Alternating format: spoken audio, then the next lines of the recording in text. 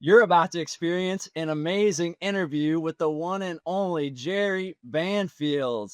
Welcome back, sir. Thanks for Like, joining us. my pleasure, Chris. That intro style feels very familiar. I got it from somebody who's really good at doing this kind of thing. Well, it's nice to talk with you again. It feels like it's been forever. I can't believe the last time I talked to you, I was in the middle of a 7-hour live stream where I played Warzone for 5 hours. Oh, that's right. Yeah, just That popped was a you great in. talk. Uh-huh. That worked out well. Yeah. Where how have you been and where have you been and what's the update? Ooh, my life's been awesome since I've talked to you. Although it's been an adventure too. So since I've talked to you, I've been getting divorced. It'll be finalized in a couple of weeks, Okay. actually a week, which has been I didn't have space to like pay attention to my marriage when I was creating content. I was so distracted with doing videos all the time. So when I deleted everything, then the fact that my wife and I needed to, we'd be better apart was very obvious after that. And then we did something about it. I'm living in a house that I'm renting 2 blocks from her. I'm moving, a few blocks further south next month. I've published 7 books since I've talked to you, Wow. and I've just completely went all in on books, which has been awesome. I don't watch videos online anymore. I don't listen to music.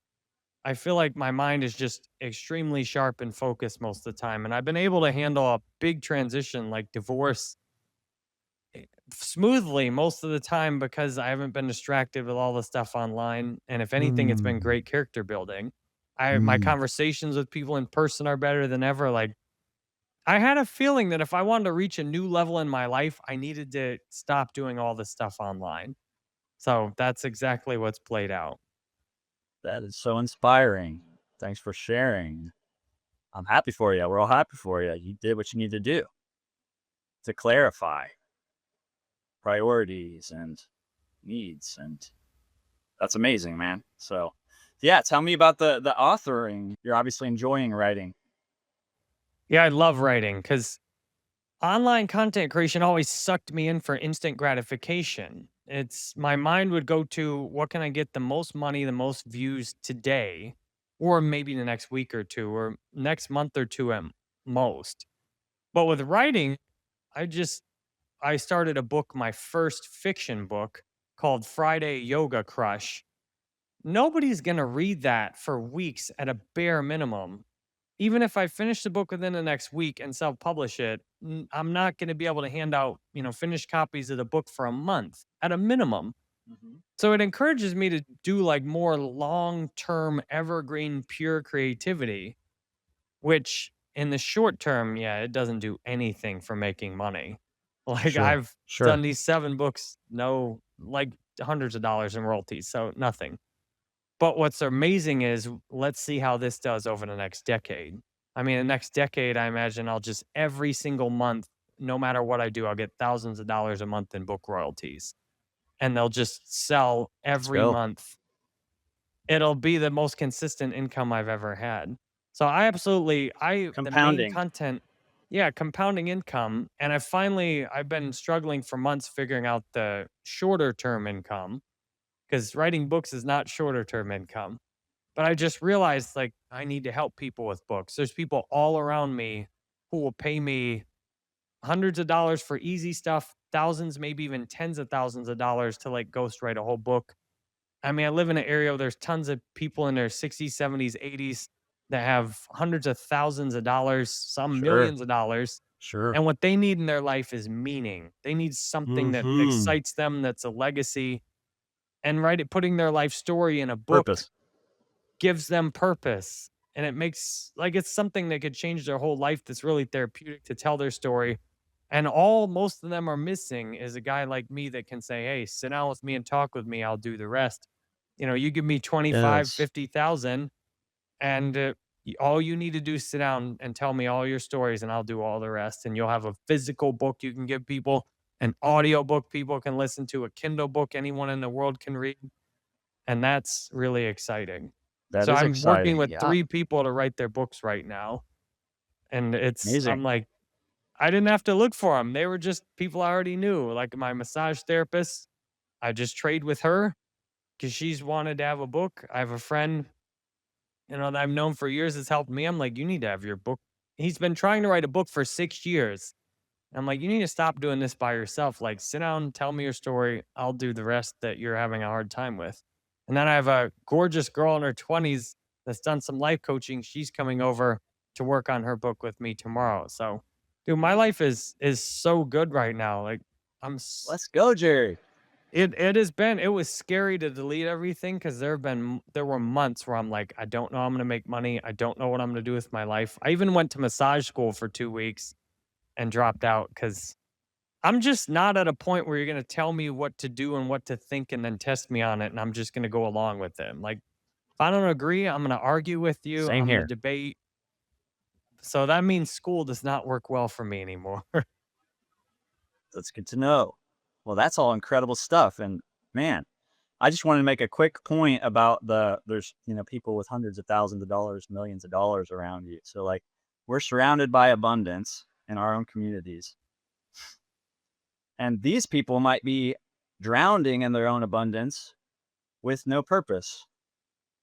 And so what a beautiful thing. You're attempting to connect with that abundance and facilitate purpose for these people who are lacking it.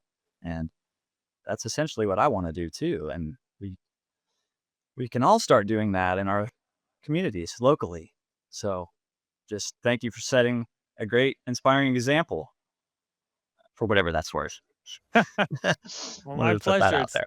It's Yeah, taken me a few months to like figure this out, but I'm like, holy shit, I got it. Like there's all you people got it. often with lots of money struggle with meaning and purpose in their life. Like they've beat the game that a lot of people, stay in their whole life, but Mhm. then it's like, what's the point? And I know that struggle because I've been there too. I've had so much money where it's like, okay, what's the point of this?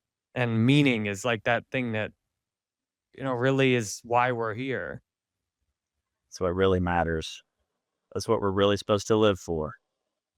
So yeah, let's keep helping people find meaning and keep finding our own meaning because it's never like you find it and then it's done, right? It's ever changing, ever fluid, ever in flux. Evolution of meaning. Yes. We're always changing. Like, people are like, well, didn't you used to enjoy content? I'm like, yeah, a decade ago, I loved it. I loved filming videos. I loved playing video games and uploading the footage. Yeah. And there were still moments of fun, sure. But it's like my marriage. I loved when my wife and I were first dating. Like the first 10 years in a marriage was awesome. I was really satisfied. But what's tricky in life is sometimes what you loved doing 10 years ago, you hate doing today. And you gotta keep evolving. Books, Yeah. I think, are something like I've loved reading books my whole life. I've been looking for like, what can I do the rest of my life? Like, I think I could do books for the next like 50 years.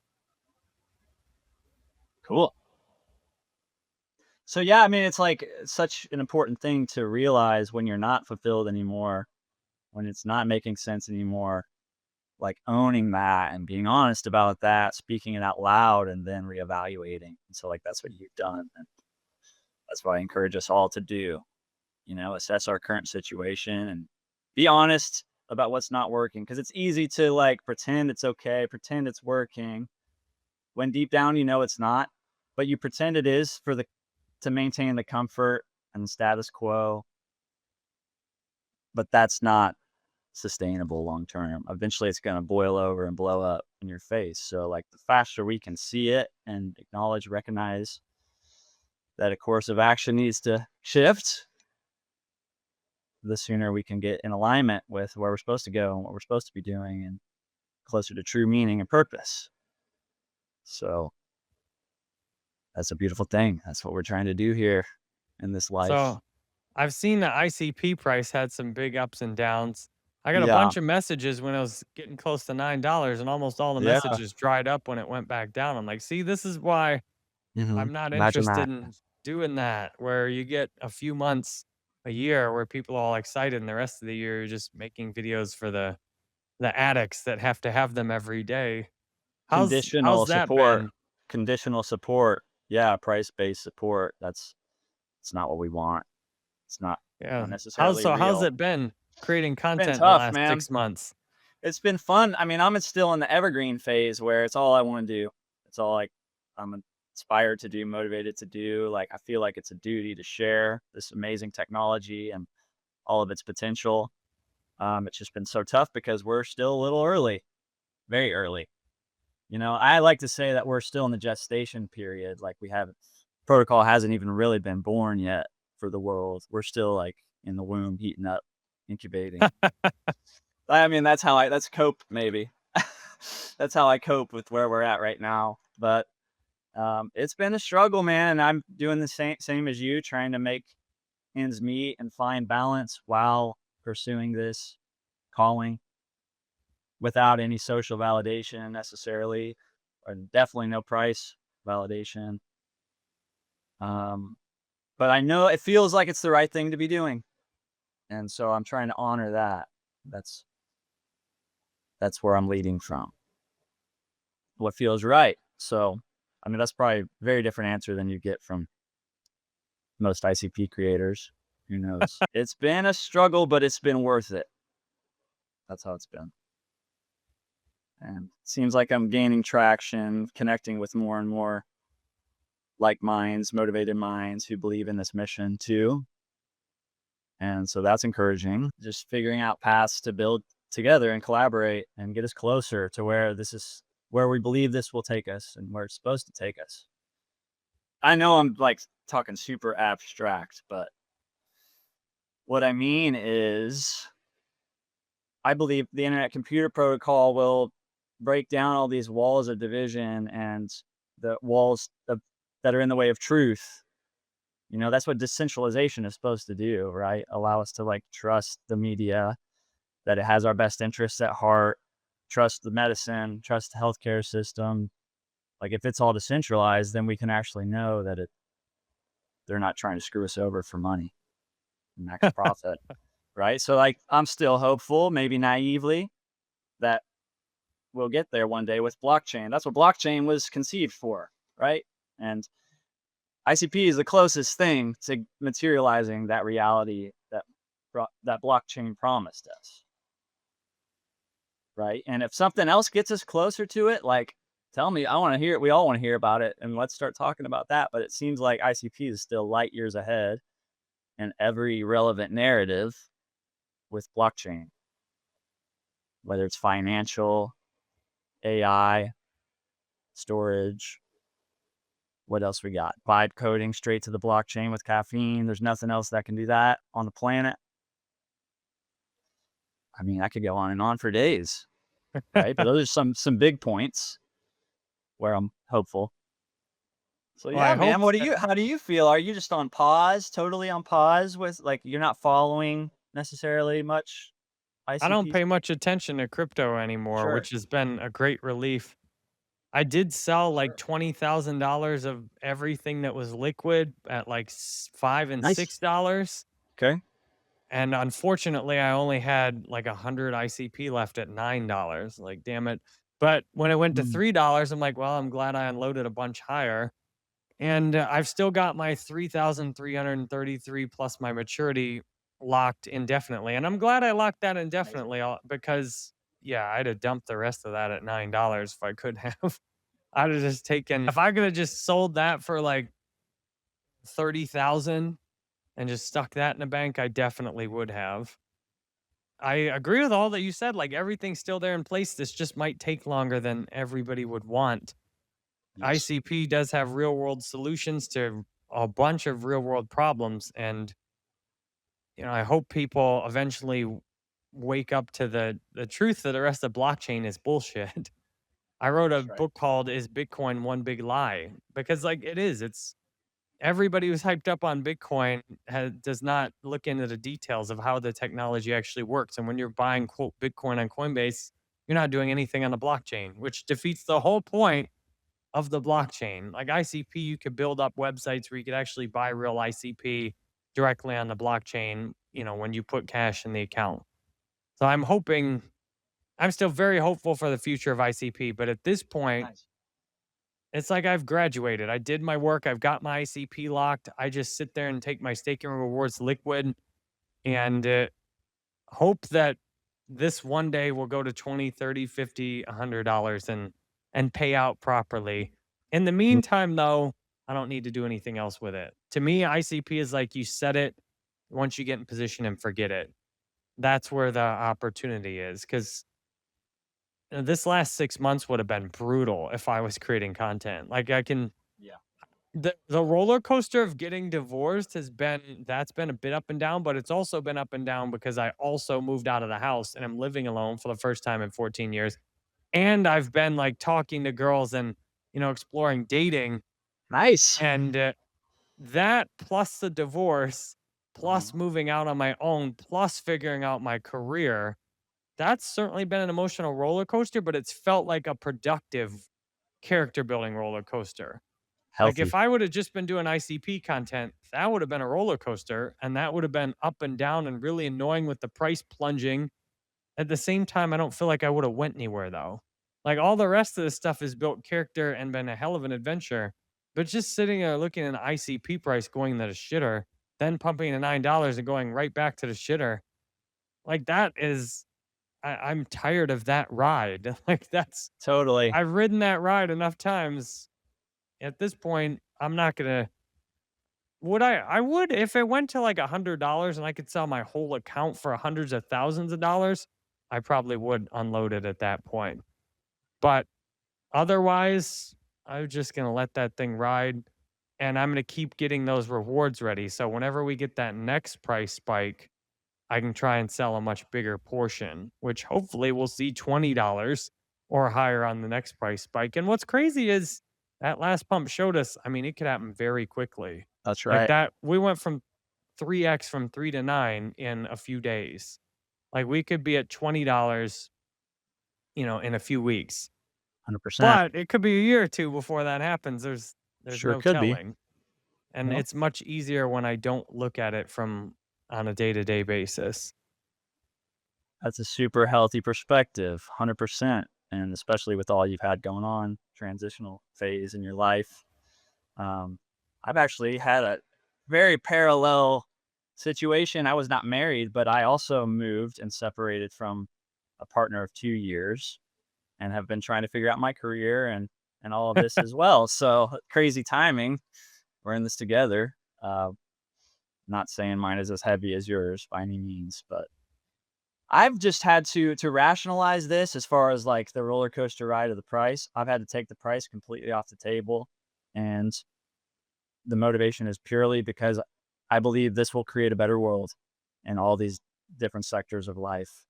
And that's not always sustainable. You can't just keep doing that forever without, for free, paying money to do it, right? Um, but I've been fortunate to have the motivation and resources to be. I mean, just I'm kind of just getting by, but like I still am so, like I said, fired up to spread this message that I've been able to find time to do it. But like when it gets to the point where it's not sustainable, you gotta, like we said before, call that out and act accordingly. So I think it's very wise of you to unplug and take the time you need and reevaluate priorities and reconnect locally. That's what I've been doing too, big time lately, because without that, we're alone, man. I mean, so Yes. it's so important to like root down locally and find like minds and find people that you can help and find people that can help you. And that's the attitude right there. And eventually we can take that attitude on chain, but it may take some time, like you said, and it'll happen in perfect timing, I think. But we Yeah, got to I'm do what we got happy to do. with the divorce and moving out of the house and a career change at the same time. It's symbiotically helped me to get out in both contexts. Like I need to be out there in the context of my business and I Uh-huh. need to be out there in the context of meeting people, which doing the two of those together has been very helpful where I've been going out and like meeting girls and distributing my books. It's Nice. gotten me back into the local community, which has been really healthy.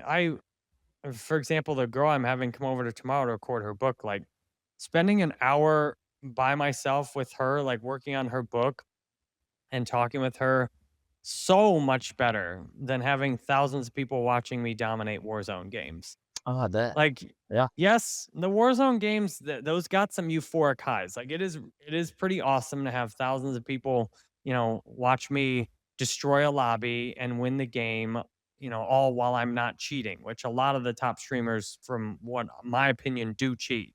They Okay. use cheats, and that's how they've got there, how they got their gameplay so good. Is yes, they're a good player and they cheat. It's And fake. That's fake. yeah, almost all the stuff, dude, it's crazy. The more I've unplugged, the more I see like almost all the stuff you see online is curated fakeness. And the more you take it in, the more it makes real life more difficult, like porn. You watch all this Sure. porn and then you try and have real sex life, and it just feels like you're doing two totally different things. It's like, Yeah. all right, they do whatever I want in these pornos, but then this person in real life does, not they're not just here to do whatever I want. Yeah. Like there's They are two of us. real. That person's real. That experience is real. The porn is not real. Yeah, well, it's recorded outlier. It's something unusual. And Like same for thing with yeah, so for much of us, this. it's not real. I mean, sorry, we're trying to make it this virtual, excessive explosion of sex and the imagination. Like we're trying to, the more we intake that, the more that becomes real, quote unquote. But it's not real. And so then, yeah, when you do want to connect with a real person in real life, you're disoriented. So yeah, that makes total sense. And the same the rest of it, you watch all this movies, TV, YouTube content, audiobooks, podcasts. Now, to me, if I just do audiobooks, I had like a month or two where I didn't even listen to audiobooks. I did no movies, no games, no music, no online content, no audiobooks. I didn't take like Nice, anything in except talking to people. nice. That was a little too little stimulation. That Uh-huh. left me a bit too desperate to talk to people and a bit bored mentally. And I found like books are this beautiful combination where you do need some outside stimulation and ideas. Yeah. Especially if you live in like a small town, or, you work, Mhm. you don't see a lot of people, you do need some outside ideas. But at the same time, you don't want that outside stuff to be so stimulating it makes your real life boring. Like to me, listening to books is just the right amount of, all right, I'm taking in something new, but it's not so stimulating. Like if I'm listening to a book and somebody's in front of me in person, I turn my book off because, the book is not stimulating enough to get me to want to ignore somebody in real life. But Mm. watching all this, your phone and these videos and TV shows, it's like, that's so distracting. It does make you want to ignore people in real life, or it makes people in real life seem boring. Like, Mm. like porn. When you've Mhm. watched all this porn, Of it course. actually can make your sex life seem very boring by comparison, or very self centered and one sided. Like, I Mhm. didn't realize, I was not concerned enough with my partner and their enjoyment for, many years. And that's because I was conditioned by watching stuff that was all about my gratification and the guy's gratification on the screen. And, Been there too. same Yep. thing when you watch all that other stuff. You watch movies and you watch all this violence and stuff, and then you go out in the world and you have conflict with people and feel like you're a victim, but it's all related. I'm just my life is just hitting this whole new level that for years I was thinking you need to get off the internet. Not completely. You don't need to go live out in a field somewhere, but you need to stop taking in this content online all the time, and then you're going to reach this next level, which was annoying because I was like, can't I just reach this next level and watch an hour or two of YouTube videos? It's so easy to upload these videos and make money in the short term. But I was always frustrated with the income I was making creating crypto content because I think Blockchain Pill asked, like, would I ever come back to making videos? I'm like, the only way I'd consider it is like if Definity paid me over $100,000 a year to make videos, like to crank out a video every day, and they came to me, I'm not applying for a job. If they came to me and said, look, we miss you, we'll pay you, we'll hire you and pay you 100,000 plus a year, and we just want you to make an ICP video every day. Don't hype the price, but focus on the value. I'd consider that, but never again am I just putting all my content out there totally for free for anybody to watch, and then, hoping I get some money or having to pander to these projects that rip people off. that just get all this money into their SNS and they deliver nothing of value. And then there's drama. It's like, Yeah, that's on it's me for hard. putting myself in that environment. Now, books that people are like, well, how are your books doing? And I'm like, well, you know, what is your definition of how they're doing and successful? It's like, well, are they selling? I'm like, right now, yes, they're selling, but are they selling much? No.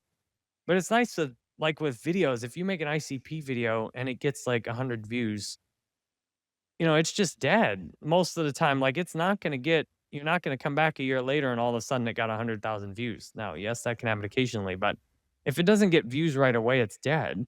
I love with books, like I read books that somebody wrote 50 years ago and they've been That's long good. dead. Yeah, They that's died good. before I was born and I'm reading their book now. Like books, like I'm successful if I'm laying a foundation that could sell for the next 100 years. Whereas with videos, it was so frustrating. Like every day, if I didn't get those views within 24 hours, like the videos I just wasted my time. And it was like this rat race of like, I keep wasting my time Well, but every did you day. really waste your time, or was it good practice maybe, or like were there takeaways? I mean, I see how it's really easy to immediately think that was a waste of time because you don't get this metric feedback that you are hoping for, the stats, the views, the likes, the comments, whatever, right? But it's all depending on like how you're framing your outlook. But I hear you and I get it, and I feel the same way often, 100%. So Well, I it's just so a putting that out couple of there. metrics to judge by, and one I overlooked a lot before.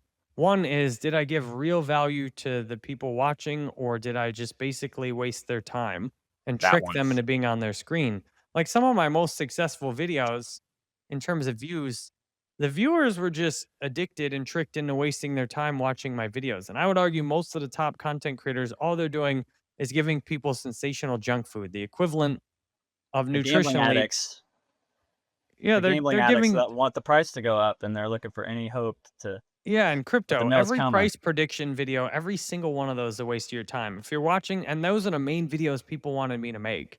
Right. And they're just every day I'm wasting somebody's time talking price. Like, we already talked enough price with ICP. Like, there's nothing else that needs to be said about it. And yet, the vast Yep. majority of crypto content is nothing but sensational, time wasting crap.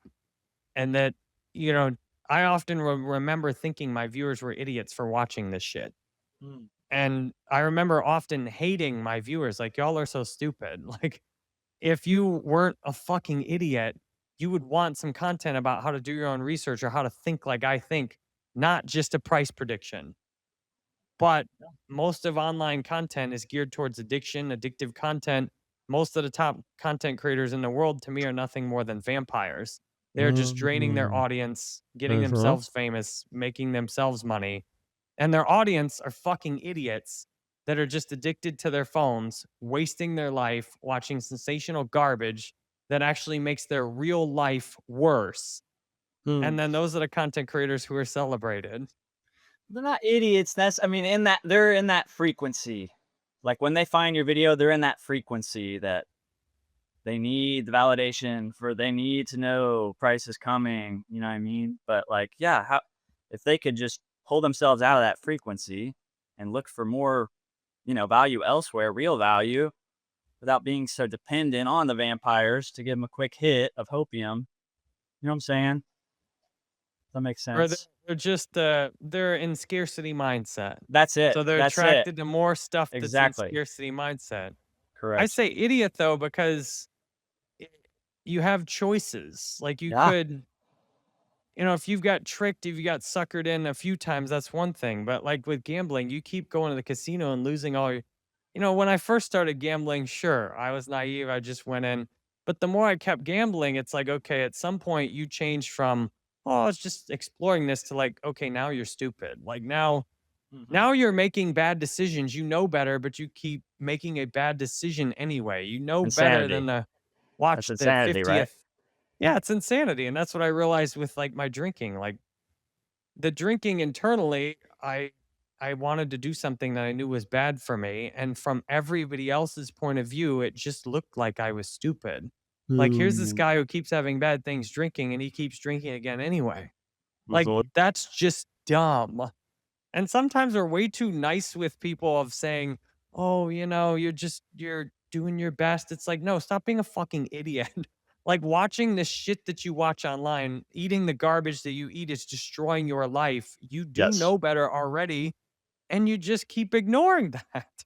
Right. And it Got to was hard for realize me to enough's enough. well, and I had to realize, like, I'm being an idiot too. Like, I just keep going on and doing this content, and instead of being courageous and in figuring out what else I might do, asking, God, spirit, human consciousness, how can I be of more effective service? I'm being an idiot and showing up every day and trying to convince all the other idiots to listen to me instead of all the other vampires they could listen to. And then I resent, I go out being honest. I'm like, oh, guys, let me tell you, I resented the other crypto content creators so much, not in ICP space, but Sure.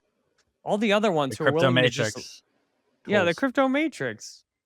I resented them so much because I'm like, y'all are just lying and saying whatever you need to say to make as much money for yourselves as possible. And like, how ridiculous of me to be showing up in an environment like that and trying to be this virtuous person, but then being resentful that I wasn't virtuous enough to get out of the environment, and I wasn't Mm. greedy enough to fully capitalize on it. So I'm Oh, glad I no, finally, like, picked a path. It's like, okay, you need to go full on greed. Like, if you're gonna keep doing videos, go full on greed. Be part of the crypto matrix, say whatever you need to say to rip off the zombies, take all their money, and then you get yourself the millions of dollars a year, the nice car, get yourself a nice house, a nice, gold digger girlfriend that's super hot and just cares right. about your money. But then you Like, don't feel good about it. either go full on and just commit to that, or, like, stop showing up here and bitching that everybody else is a loser and all these other cryptos are shit, and it's like, just the sane thing to do is if you live in a bad neighborhood, either, love it and enjoy it and be a part of it. Don't go on and Would- hate how everybody's dealing drugs and firing guns off in the neighborhood, like, get your own gun, do your own drugs, like Sure. or or move out of the neighborhood and go somewhere with your people. So I really am happy. It's like I moved out of the neighborhood and I'm with my people now. My people read books and my people are not scrolling on social media all the time. Or if they are, they're not as addicted and crazy about it as I was. Yeah. Very good. Well, I was just gonna say, when you're beating yourself up about like being the vampire essentially and showing up and creating those videos just to give the quick hits, like that's all price related, right? Like I've the way that I feel good about this still and keep showing up, and maybe I'm an idiot for continuing to show up and do it with no reward, so to speak. But like, I'm looking at it as how can I way show towards value, real value, like the value that's being created. Like, I don't talk about price. I posted one price prediction video, quote unquote, as an experiment, but it was really me just reposting Jan's price prediction, Jan Kamenish, which was just interesting that he would even post such a bullish predict like price target. So I just took note of that and was like, whoa, that's interesting. Like he's got this much confidence in it. Like he's Definity members aren't really supposed to put stuff like that out there, as far as I know. So it's kind of an anomaly that's worth looking at. And so that did really well because, of course, the YouTube algorithm rewards the price videos. But that's the only time I've done that, and I don't want to keep doing that, and I don't want my body of work to be that at all. So like, I think it's 1% that 99%, and I'm not trying to like disparage anyone who's doing price targets at all, but just I for am. me, I how I definitely am. yeah, that's fine. Yeah, I will but disparage all the price prediction people right get now. them, get them. But for how I justify and rationalize continuing doing this work against all odds and with no validation reward is that it's worth it. And one day, like we will get to this, we will like these solutions will be realized, and then we can actually bring it to our local community, like the people who are reading your books. You can be like, hey, there's actually decentralized media here you can trust. There's actually decentralized medicine you can trust. There's actually decentralized AI you can trust.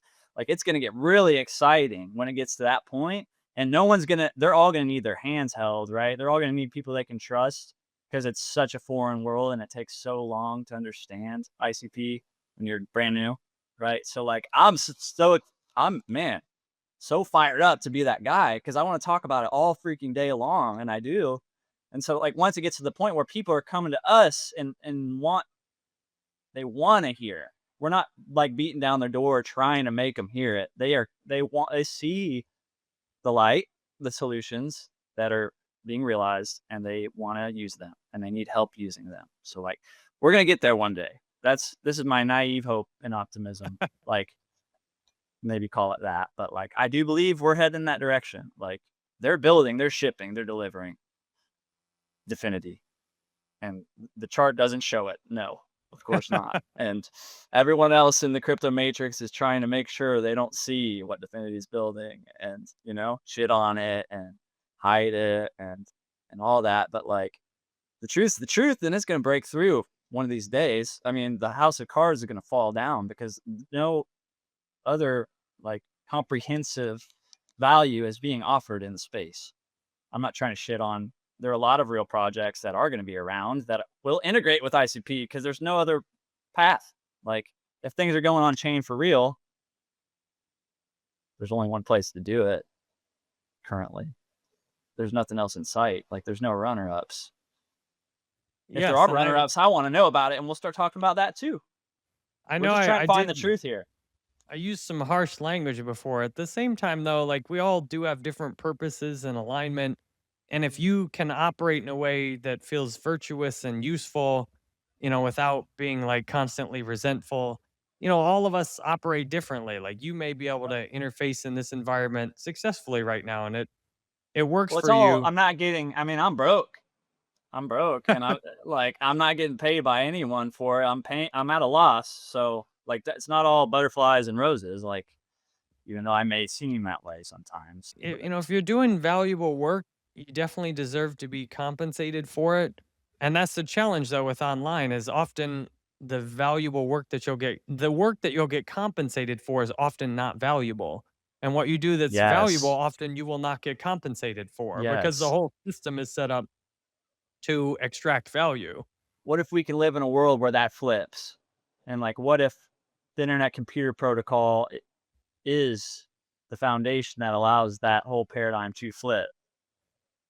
If you're Just a part of, educating about that, then yes, like that is very valuable. And I hope that, certainly there are areas where giving value, intersects with being compensated online. But it seems most of it is geared towards if you help extract value, you extraction get based. paid. And just Yep. providing content, talking about how ICP is different from the rest of crypto, that's providing value, but it's not Mhm. extracting value. Well, I've been talking with the people that are building. So I've been having this guy Swissy AI. Have you heard of him before you dropped off? Okay, I he's a mean, maybe I heard the name, but I brilliant, don't. brilliant vibe coder, computer science background, very plugged in across the entire blockchain space, AI space in general, and like, he's very critical of Definity, which I appreciate, and am not afraid to amplify. Like, we need, but he's also very bullish, and he acknowledges where ICP is leading the way. So I like to talk with him. We've had like 3 or 4 calls and podcasts now. I like to hear what he's building and doing.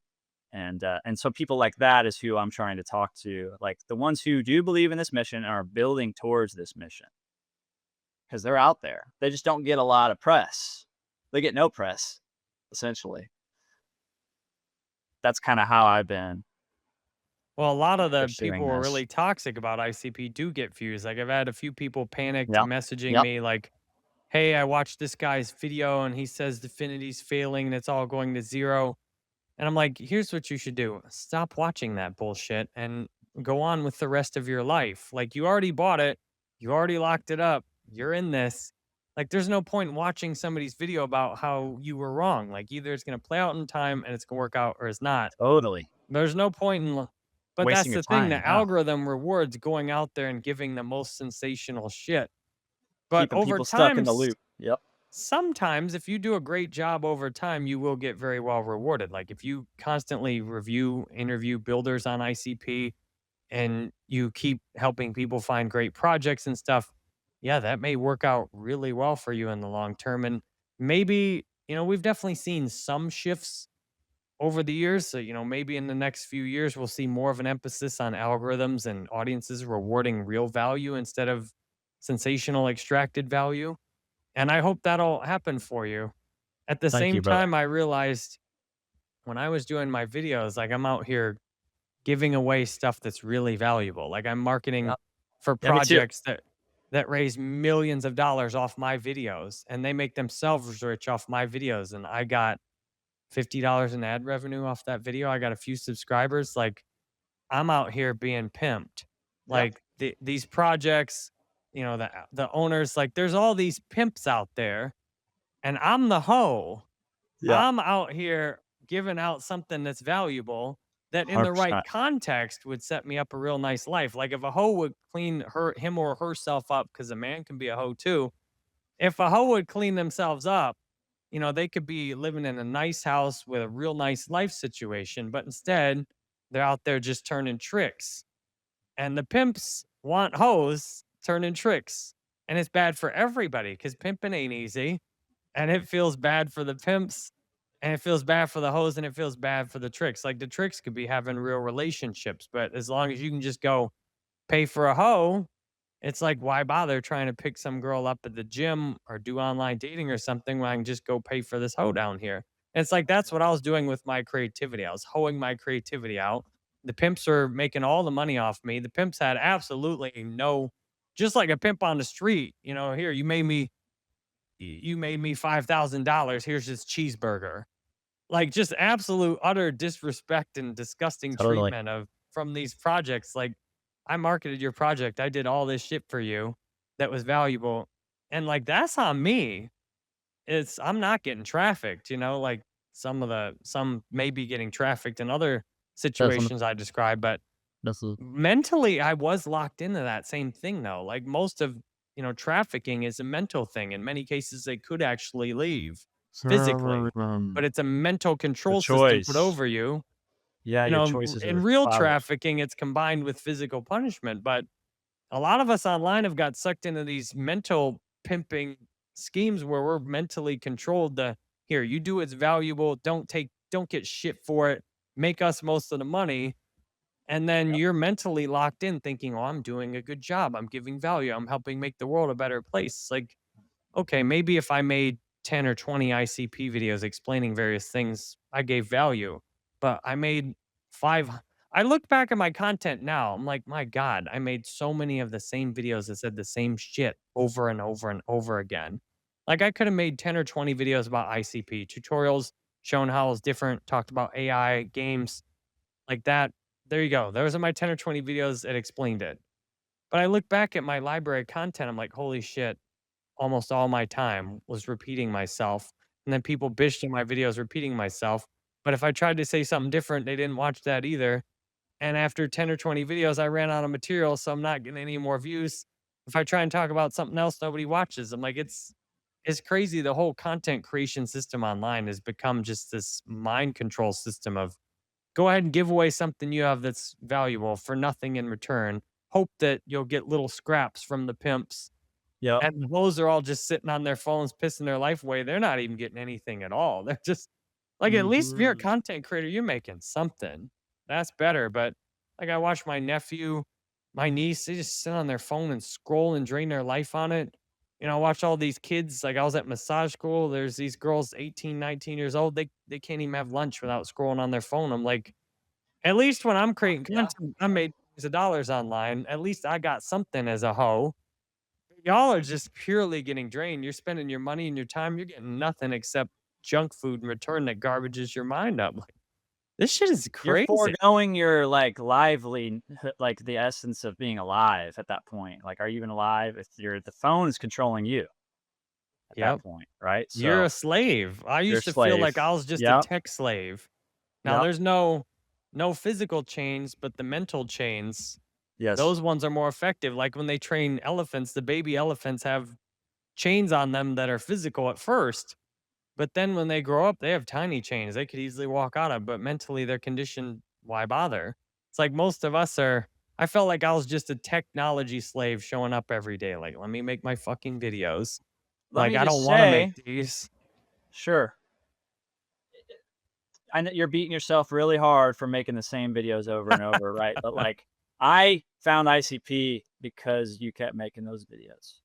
And I'm not special. I'm just one guy, but like lots of other people like me who are interested in the real value proposition and the real solutions that are being we're building towards. Like you did bring a lot of people in like that, bro, with those videos that were so like where you felt like a vampire. Still, you were creating value, like just for whatever that's worth. Just know that, you know. And somebody's got to make those videos, whether it's going to be you or others. But yeah, that doesn't mean we got to constantly reevaluate like what's the intention here? What's the outcome here? Am I just regurgitating the same thing? Am I a vampire? You know, but like give yourself a little grace that like all those videos mattered. Every single one of those videos mattered, and people still, but you took them down, but I guess people would have kept, you know, maybe coming across them. Um, so just know Well, that. Yeah, just know I that. But see that that doesn't mean point of it's not view. time to unplug and start writing books. Like at a Well, point. let's show you a deeper view. So Yeah. what I encourage people to do, and led by example, is I gave my money to a group of people I've never met before to work on technology I very much still don't fully understand. I Mm. encourage people to give their money away to this dream and to take, I led by example, taking money I could have invested in real life. I could have used as savings, as stability, and I put all this money off of these people I don't know in an impersonal place. What I've seen Me since I too. deleted all my content online is that's creates almost all the evil we complain about. Is people taking their money that they work hard for and then they just give it to people impersonally and say, "Give me a return." And they don't ask any questions. For example, I heard a family member over the summer after I deleted everything bitching that, the CEO of this Fortune 10 company or whatever is such an asshole. He has this huge, all these houses and all these things like that. And I reflected because I know this family member well enough to know how they invest. And how they invest, they just throw all that shit in a mutual fund and let somebody else handle it. I'm Trust like, them. see, you with your actions are creating literally for that exact CEO. You with your actions are helping him be that rich. And then you're complaining about the results of your actions. You don't see that your mindless investing is the exact reason why this CEO is that rich and you personally are part of the responsibility for it. And Perpetuating that's the pimp culture. yes, and the way that happens is impersonal investing. Now, is there a place for impersonal investing where somebody has a great idea across the world and you want to support it? Sure. But I think that should be a small minority of our investing or only niche, crazy people or people with a life purpose like that. So instead, all right, so what we've got is a culture instead where I have family members that have hundreds of thousands, collectively millions of dollars of money in all this bullshit impersonal investing, mutual funds, stocks, bonds. They've given money to all these people that they don't know, that they have no accountability over, and they're asking no questions as to how they're getting a profit. Are people being exploited, cheated, lied to, drained? They're asking no questions. They just throw the money in because it's been set up legally to give you tax advantages, and that's what people have been told to do. So they throw all this money in, millions of dollars. Meanwhile, then there's all these people I know who have debt, hundreds of thousands of dollars in debt, and they're paying it to people impersonally they don't know, paying all this money to people they don't see that they don't get any joy out of paying, mortgages, student loans, all kinds of shit. So everybody's been tricked into impersonal investing, which is screwing all of us over. What would be better is if instead of retirement and people just throwing all their money, which then often gets stolen from them at the end of their life through all Yeah. kinds of methods like medical bills and just most people with their retirement, vultures and vampires just come along and steal all of it one way or another. It just gets drained. It doesn't do any good. But what would be better, and then people go around with these things like family and friends and money don't mix. Parents who have all this money saved for retirement, what they could do is buy their kids a house and put themselves on the mortgage. So if the kid didn't pay the mortgage, they could foreclose and take the house back. So they could allow their kid to not have to, go through. They could collect the interest from their child on a house that they own, and they got the joy of seeing their child own that house. But they could hold the mortgage, so if the child didn't pay, they legally could take that back. So there would be the joy of seeing like, hey, I took this, $400,000 that's invested. I'm getting interest from my child. My child now has a very close relationship with me. We appreciate this, or you can invest Yeah. that in any context. You could invest in a Mhm. recovery house, but you could make your local community better. You could brighten up your neighborhood. You could have face to face relationships. And where I really went wrong with my videos is I encourage people to, I contributed to that system of impersonal investing. And when that's creating the evil we don't want in the world, what we need to do is be very personal with our money.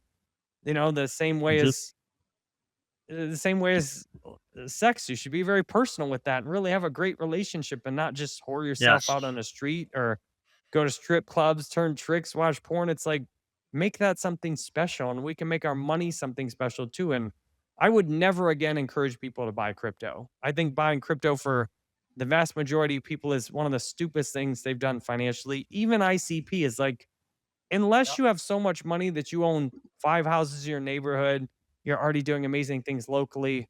Sure, then it might make sense if you got 100,000 on the side that you want to, support some niche thing with, that might make sense. But the average person I saw investing in ICP, these are people who are desperate broke mindsets, often that have plenty of actual money, but scarcity mindset, What's up? never enough. What's up? And when they invest in ICP, it's not money they can afford to lose. It's money No, they're he scared to lose. They're desperate for a return.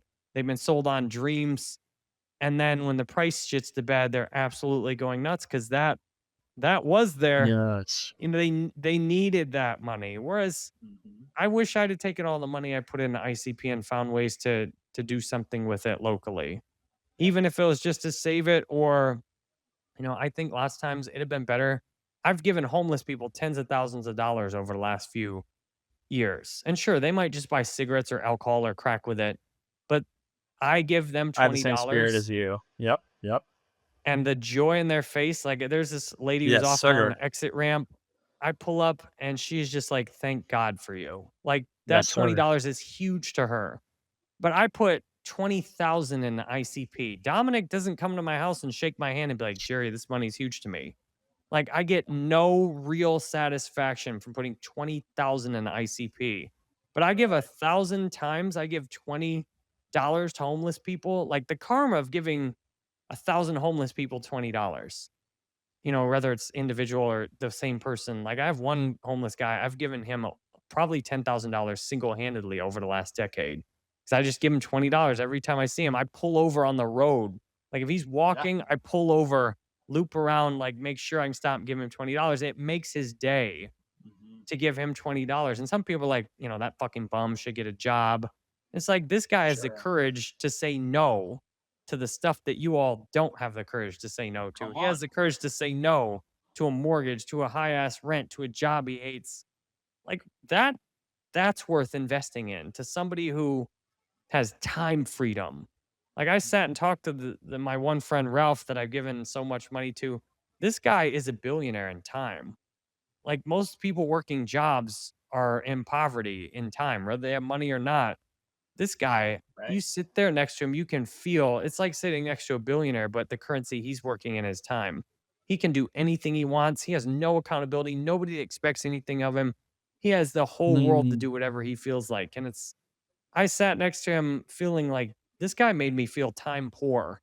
It's like at the time, I had a wife and I still have kids, but like I was time poor. I had plenty of money back then and I still do now, but I had even more back then. I felt like we were opposites. He was this billionaire in time and freedom, and I was impoverished. And then I have all this money. It's like the thing to do is to give to each other. I give him yes. $20. He feels rich. And then I feel rich. I feel freedom because I just helped him support his lifestyle. And then, like, to me, that's all those ICP videos. Yes, I encourage people to essentially, what I think of as ICP is definitely better than investing in those other cryptos, but I still wasted most Still people's big leap time. of And faith still. Big leap of faith still. I would have, if I had to over to do again, I'd be like, sure, if you got, $100,000, maybe consider a tiny bit in ICP, but why don't you go find somebody locally you can help? Why don't you find a business you could help somebody start? Why don't you find, a house that you and Amen, three other bro. people, lots of times we're like, oh, I only have $20,000. That's not shit. you could find 5 or 10 other people that have a similar amount of money, and you could all work together to buy a house for somebody. And all of you Mm. could have the mortgage, and all of you could go over and get a piece of the rent and the interest, and all of you could see that family living in that house that couldn't have got a mortgage from the bank, but because they know you, they're gonna make sure to pay it. Yeah. Like, if Trust we want base. a Yep. Yep. better life, if we wanna get out of scarcity mindset, it starts local. That's And right. it starts with using our money to help and love each other instead of trying to drain each other. And like all that impersonal investing, that's like the driver behind draining each other and ruining the world with money. And crypto is like one of the worst manifestations of that. Can we balance both? Can we do the local? I'm with you 100%. Like, we're the same person in a lot of ways, Jerry. Like, I will pull over to give someone $20 and it makes my whole day. And because choose to have, like, I choose to exercise the privilege of giving, and it feels so good. But also, like, this digital world is real too, and it's becoming more and more real too. So, like, we need to make sure that if it's coming either way, like, I feel like it's our obligation to speak up for the best possible digital realm that we're going to participate in versus perpetuating the extractive, vampiric, you know, Devil worshiping Web system. 2 system that we live in now digitally, right? So, like, I think both are really important. But yeah, maybe the local stuff starts first and is more important, and yes, maybe, I've got a lot of money in ICP too, and a lot of that could have went to the guys on the side of the road and you know, um, other local beneficial endeavors. I feel like the balance is the key word, and it's worth striving to find that balance. And eventually, I really do believe one day we'll pull over to those guys on the side of the road and we'll be like, yo, like, these tools on ICP will make your life better. Yeah. And then maybe that's a laughable, you know, unrealistic dream. Like, we'll see. But I choose to believe that, like, that will be possible and that we'll be able to help people in whatever ways, they need to be helped, whatever tools they're missing. Hopefully, ICP can facilitate some of that. Um, but also, if this is all bullshit, everything I'm saying, like, and we are just being rug pulled by Definity, and we are just throwing more money in, like, just hoping naively, and like there is no return, like, I want the balance. I want to be called out on that. I want to see that side too. And like, that's why we got to ask. I mean, a lot of the podcasts I have, there's hard questions directed towards Definity and towards caffeine. And like, trying to give voice to the full spectrum, the criticism, these hard questions that need to be answered for all of us. So that's kind of where I'm living and acting from. But I realize it's often a very naive, optimistic bubble that I've put myself in. So I want to be checked. I want that shit to be popped, and you're helping me do that. You're helping me reevaluate objectively. So it's really good. Well, you've got a definite yes, we do need a balance because, if we're all just investing locally, then how do we get cars made and, Right. blockchains like ICP built? There's definitely a place, but that should be kind of a niche in the digital world. It's definitely got a place. Like it was awesome to I spent hours and hours on Zillow over the last couple of weeks just looking for places to live. And it's so much easier these days because of Zillow to find a place to live. And I Yes. really appreciate that. Like I was able to look at houses on Zillow all over the city, able to ask all kinds of questions and find a house just in an incredible position at I think it's reasonable price, 2,700 a month rent. Although, I was paying like 10% of that a decade ago to live in the ghetto. But I'm in a fantastic neighborhood. I got a lake I can walk around, and Zillow Amazing. made that easier. But at Yep. the same time, I don't need Zillow the rest of the year. Like I use Zillow for a specific purpose. Mhm. It helped the owners of the property and me get connected. Like that was a specific use case. And dating apps, it's so many of these online tools, it's like because of impersonal profit based investing, things that could be nice tools end up being turned into these vampiric things that drain people. Like Yeah. Zillow is a great example to me of it did its job and I'm done with it. Like I spent Sure. weeks looking on it. I found a place to live. Now I delete the app and I don't need it again. But you get things like dating apps these days, and I tried using dating apps, and I'm like, these things have turned vampiric, where there's profiles that are inactive. There's girls, the girls show up on there and they have 1,000 likes. Like they can't even sort through because every dude's just swiping on any girl that's not whatever their negative criteria is in terms of 100%. appearance, fat or Mhm. ugly or whatever certain style. All the dudes just swiping on all of them. The girls are overwhelmed. Everybody's having a hard time on the dating apps, and the dating apps appear to be cheating in certain areas where, they may have bots or contractors or dead profiles on there. Just they make the biggest profit if you spend the most money and stay on the site as long as possible. They make the most profit if you stay single and unhappy and swiping. And Mhm. that's what But it's the digital. supposed to be a means to an end. It's supposed to be like Zillow. It's supposed to find your partner, right? Yeah, and that's so we're in an imbalance right now where the digital Yeah. world, because of profit and impersonal investing and mindless people, has exceeded its purpose. Yeah, sure, it's Yeah. awesome to be able to watch a movie occasionally and get inspired and see some new ideas.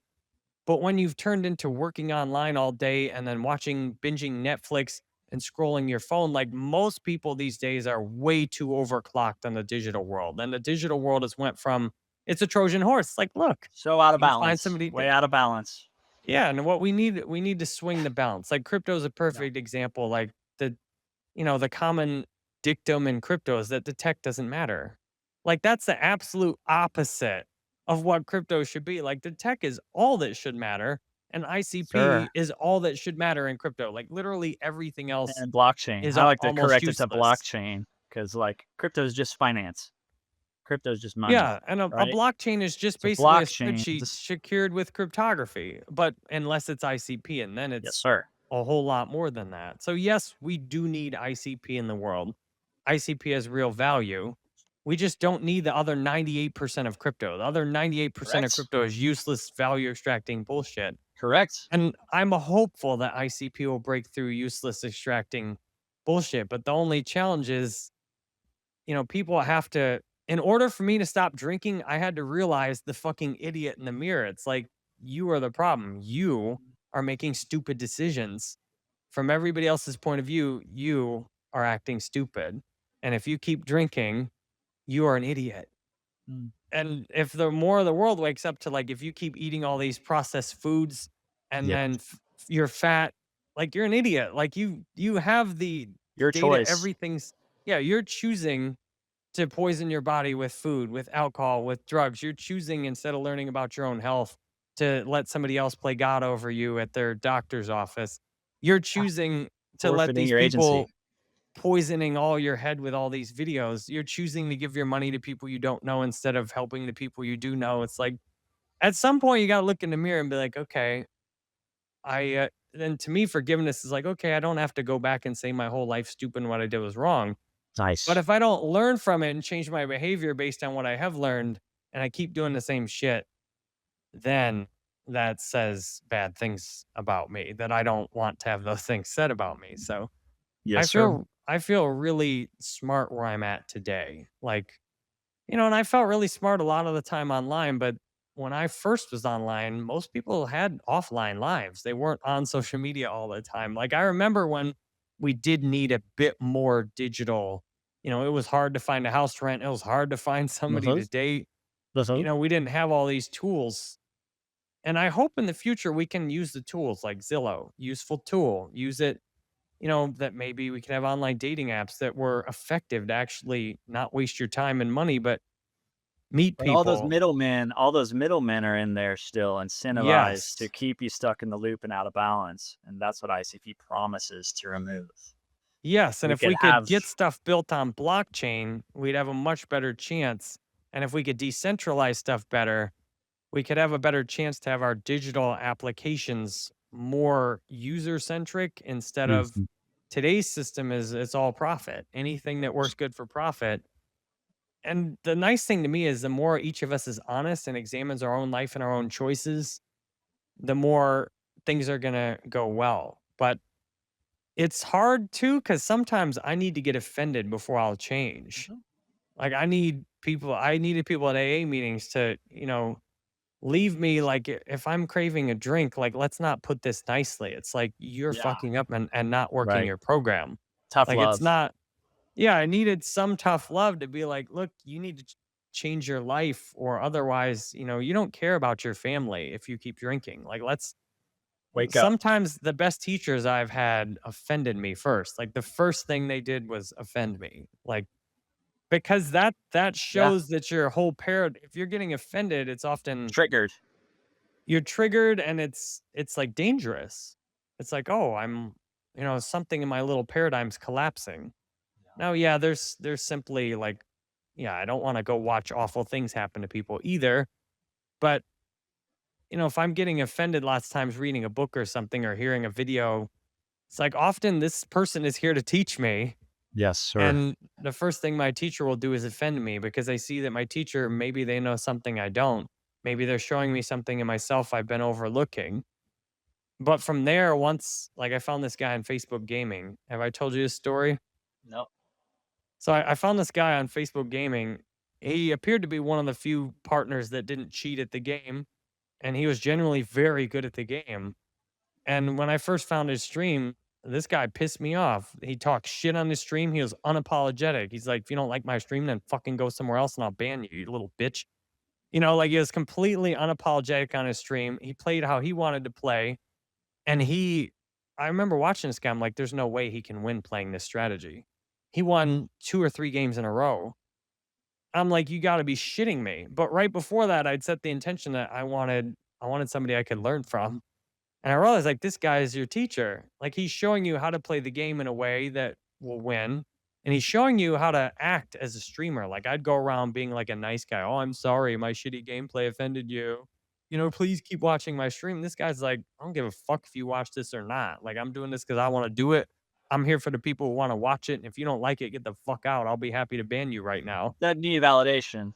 He's his And own then validation. this guy would get $100 tips after saying some shit like that, and it would drive me crazy because I was trying to make everybody like me Yeah. and, getting all hurt when people criticized my gameplay. But then, my gameplay needed some improvement. I watched him play and him stream, and I got much better at the game. And I'm lucky I got through my offense. I almost started talking shit in his chat, but I knew it's like, this guy's triggered you because this is what you need to learn. Uh-huh. And I learned from him. I eventually even got to play with him as well.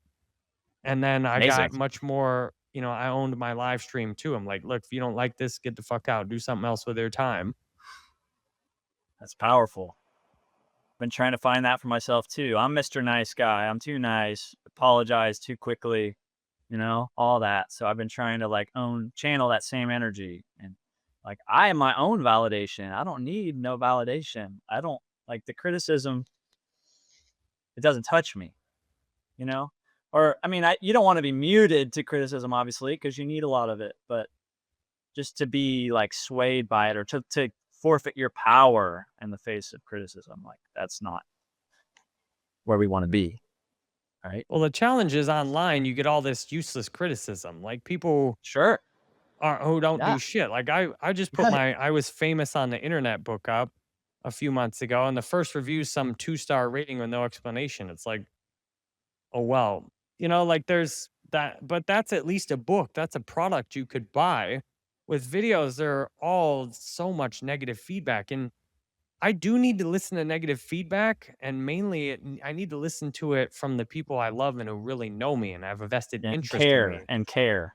Yeah, like if you bought my book and left a 2-star review on it, okay, like, the you paid for it and you weren't happy. That's one thing, but you just watched it. Right. Lots of times all the negative feedback, especially in crypto, they're bots. They're not even real Unwarranted people. and exactly, it's fabricated. They're trying to Or spin the opposite narrative.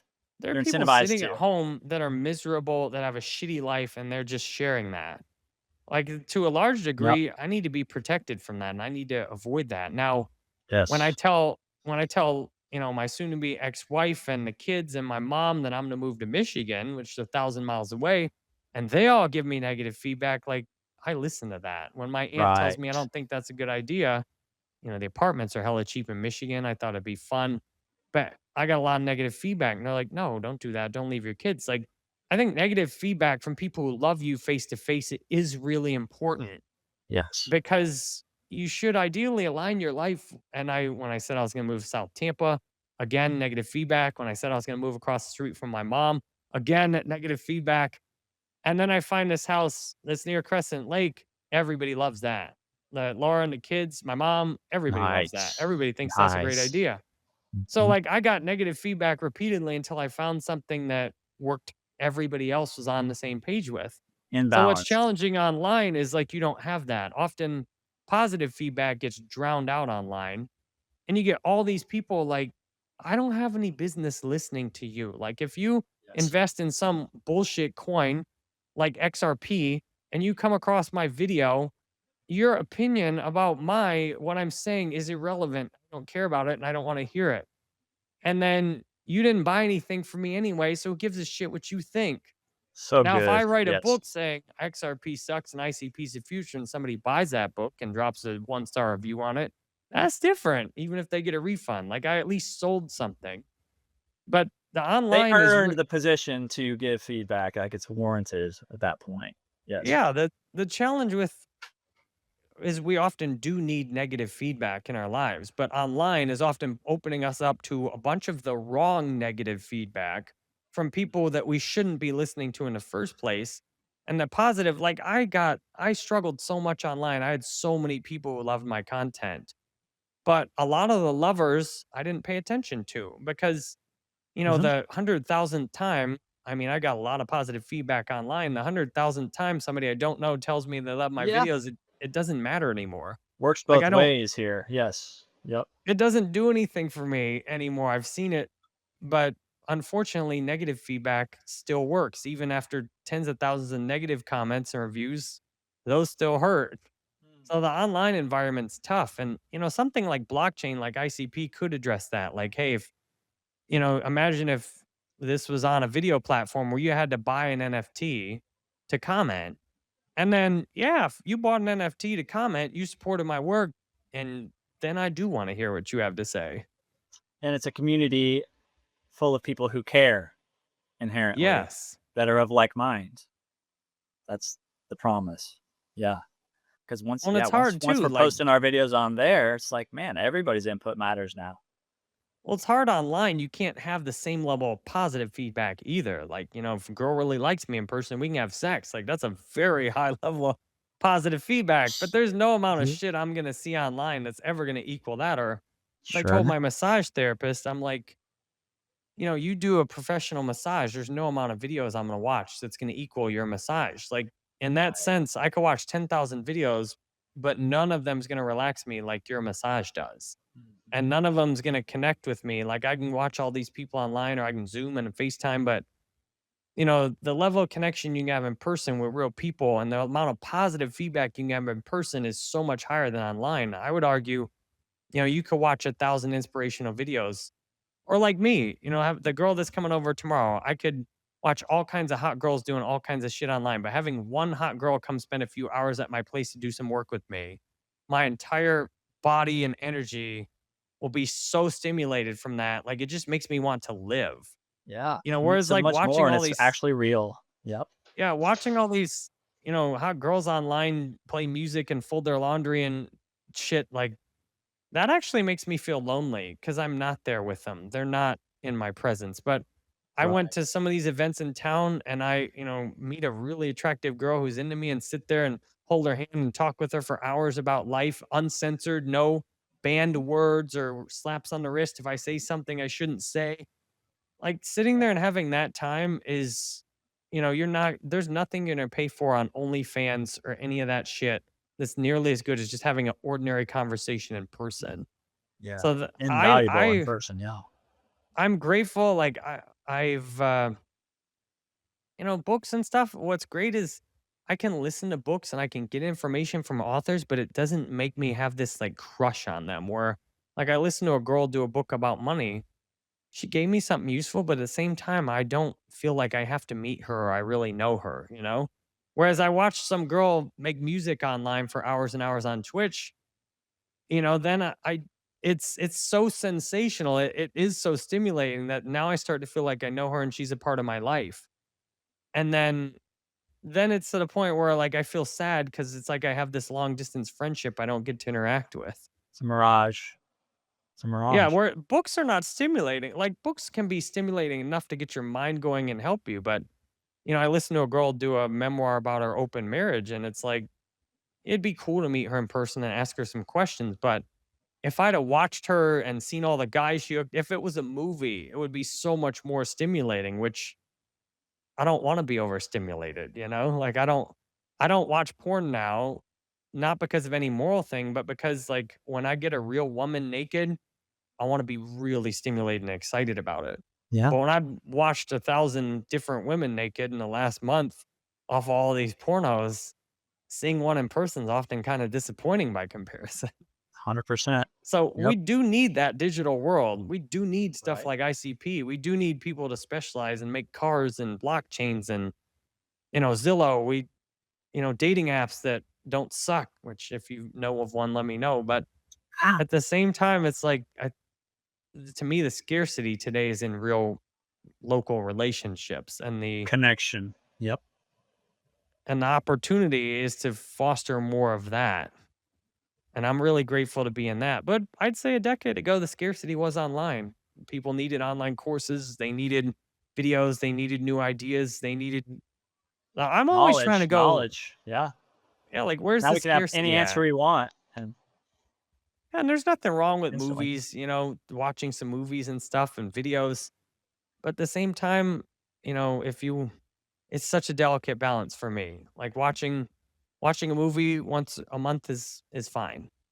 But I start watching a movie every day, I start binging TV shows, like suddenly the rest of my life is a little fucked and I just can't figure out what happened, you know? Mhm. So if you're listening to this, if you made it this far, get off your ass, go outside and meet your neighbor. Stop Right? Like watching us. Go meet your neighbor. Go I go realized I go on a haven't even walk told in your people where to neighborhood. find my books, but my Yeah, books are I on wanted to jerrybanfield.com. I wanted Everything's to on ask there. sorry. Yeah. Please everybody check out Jerry's books at jerrybanfield.com. And I'm curious what books you've written, if you want to talk about that. Oh, the best book. So the one I would recommend everybody start with is called I Was Famous on the Internet. And that describes my whole journey from my point of view and no distractions from when I started. And it dives deeper into the details of what I've talked about. Like how what you'd think on the outside was so much success, billions of views, millions of followers, huge amounts of money. But look at me distracting this mom on the park on her phone because my shit's so sensational that she'd rather be on her phone watching me than paying attention to her kids. Mhm. Watch this mother getting divorced Wow. because she started streaming Call of Duty Warzone. She didn't play video games.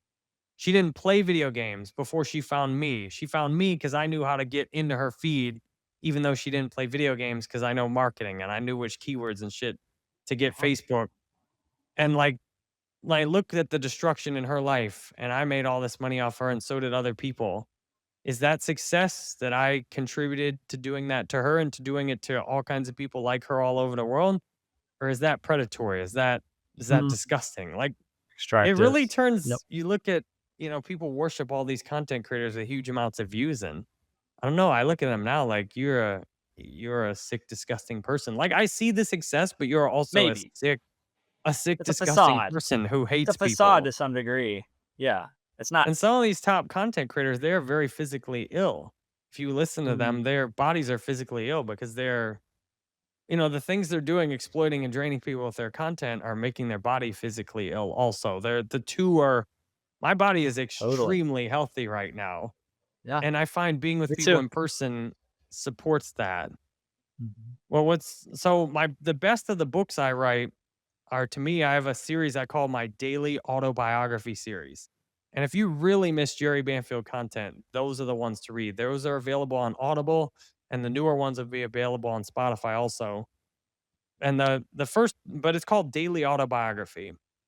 It's a series where I just do journal entries every day. And to me, this is something I think a lot of us would be better off doing. Where I just go dictate anywhere from 5 to like 30 minutes of my day. Like at the end of the day, I'm like, here's what happened today. And a lot of it's mundane, some of it's interesting, some of it's crazy thought tangents.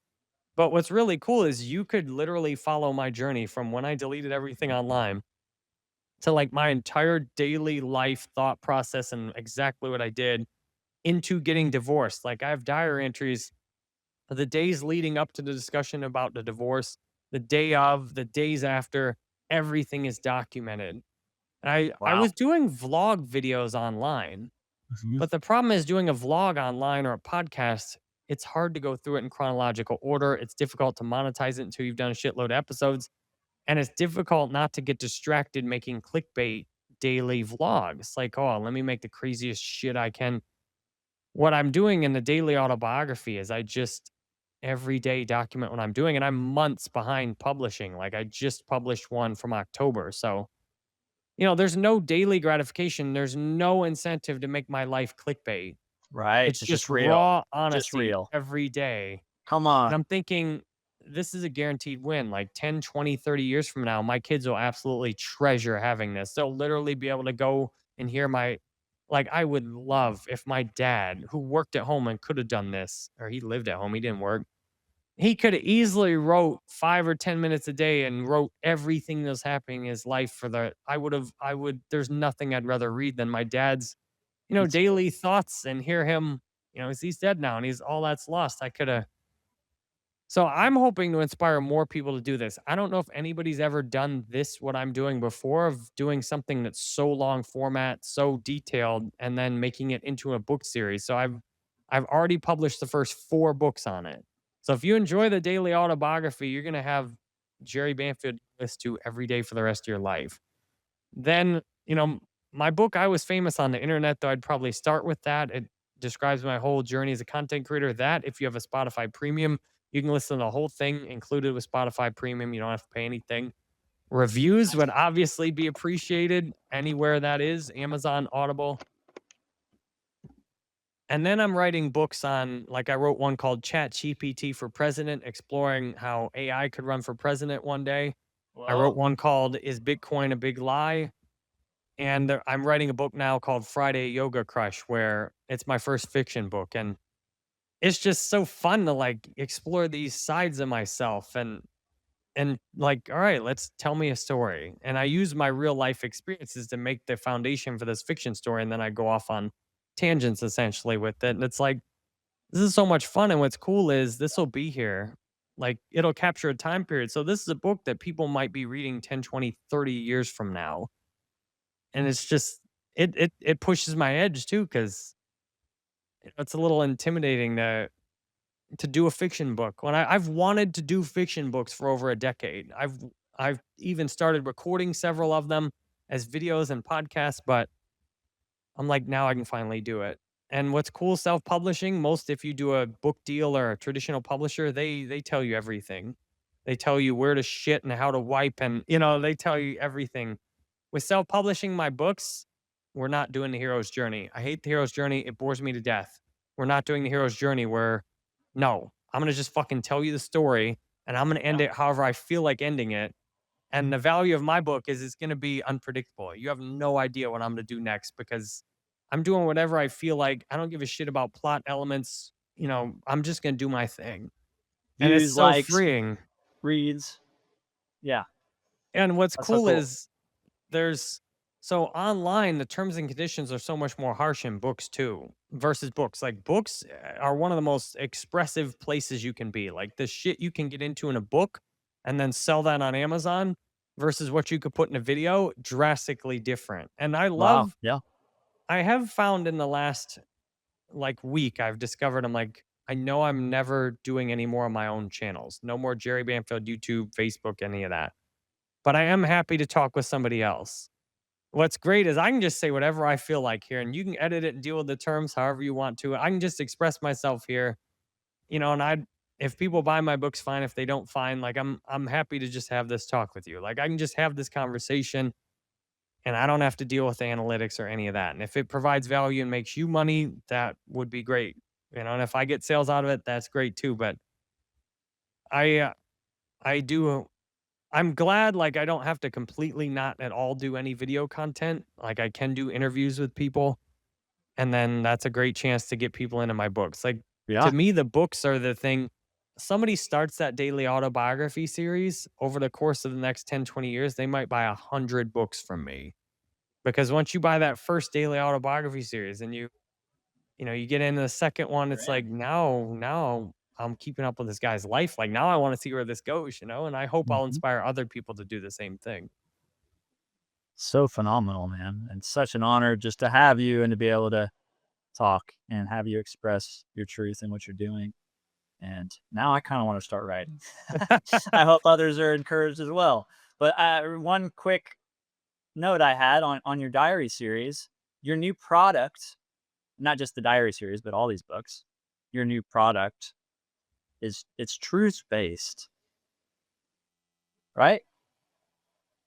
Like, Yes. and so that's the realization I'm having is that all the work that I want to do, all the content I want to make for ICP, all the like the work, editing work I do to pay the bills, can't, whatever it is, creative work. I'm looking for other ways outside of how I pay the bills lately. It all has to be rooted in truth. Like that's it. I'm not going to get there immediately, but like start striving towards that. Like how much of the work you're doing in your life, how much of what you're showing up for in your life is truth based? And ideally 100%. Like let's get to 100%.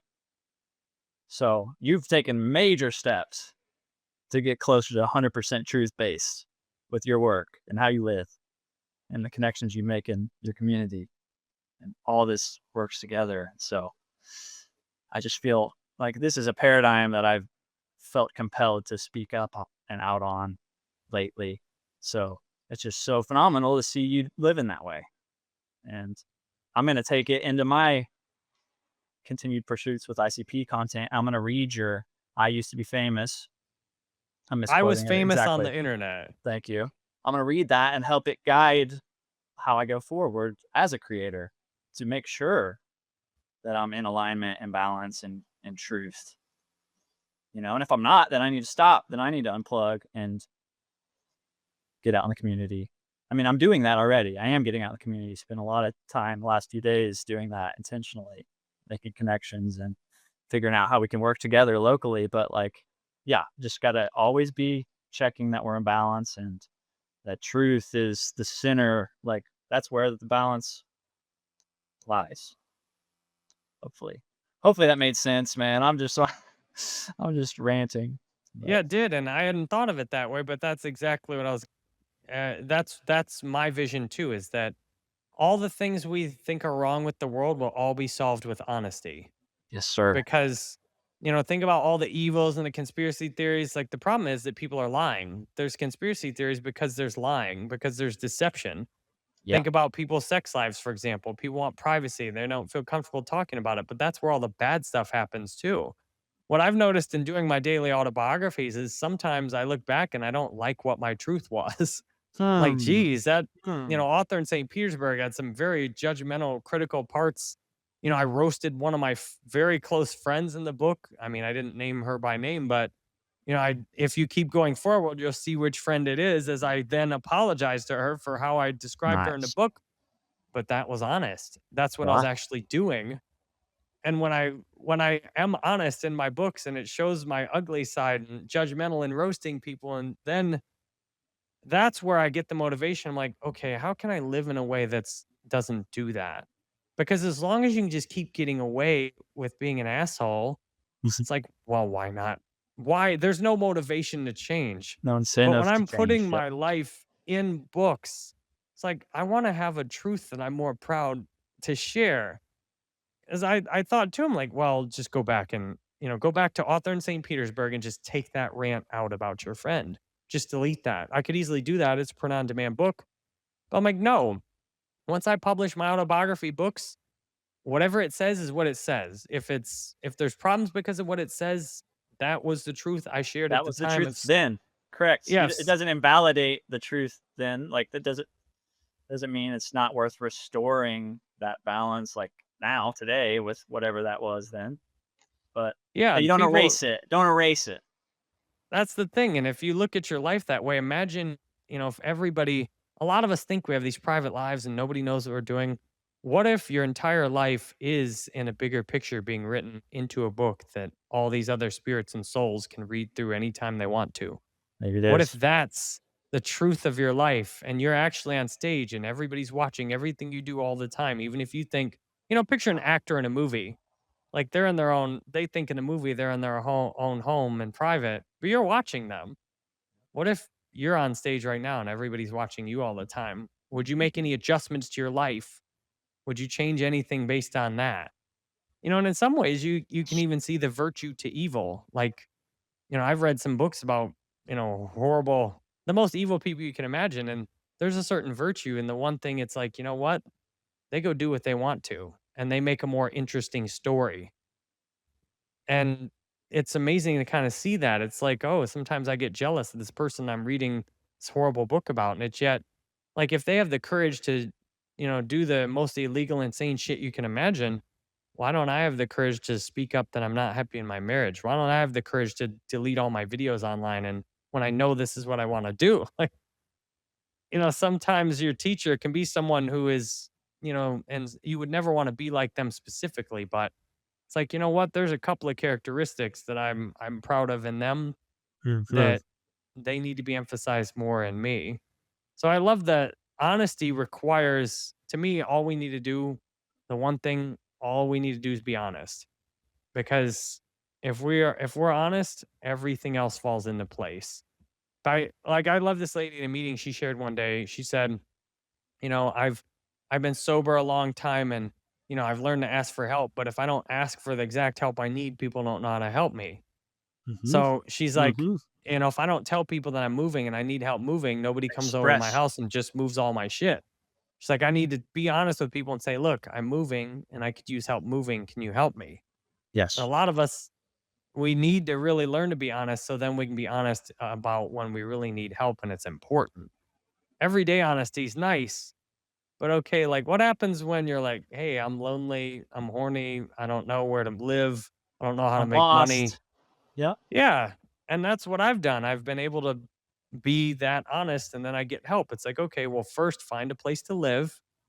And then second, work on your money. And then third, somebody will definitely come along to date in the process of you making money in your business. Mhm. So that when I'm honesty to me is the, be the change you want to see in the world. And yeah, one reason Laura wanted to get divorced is she's like, she found the honesty in my books very offensive, especially because a lot of it was about her. And I respect that. It's like, okay, not everybody wants to have their privacy totally annihilated, but it's, about their sex life and stuff. But at the same time, if you have nothing to hide, if you're not Just doing known. things that are illegal, there's no Mhm. reason you need to hide or keep private what you're doing. Like, married couple having sex, like you got nothing to hide. There's no reason you can't talk about your sex life. Yeah. Wow. That's a lot. Yeah. Um, Truth as a starting point. That's what we're talking about here. Yeah, that's how I got sober. Is like that to me is a starting point. That was a starting point of being able to get sober in Alcoholics Anonymous is rigorous honesty. Like, can you stop bullshitting, stop lying, stop putting on a face, stop acting, Yep. and Yep. just tell the truth? And I was often surprised the truth sounded insane when it came out. It's like I'm Mhm. trying to stay sober, but I want to drink every day. That's the truth. Like, fuck, this isn't good. Yeah, so it's finding the courage to speak up, man. That's what I've been doing lately. I have a lot of social anxiety. You wouldn't know if you only know me through the camera, right? Because I put on the face, but like it's been a struggle for me to express my truth for a long time.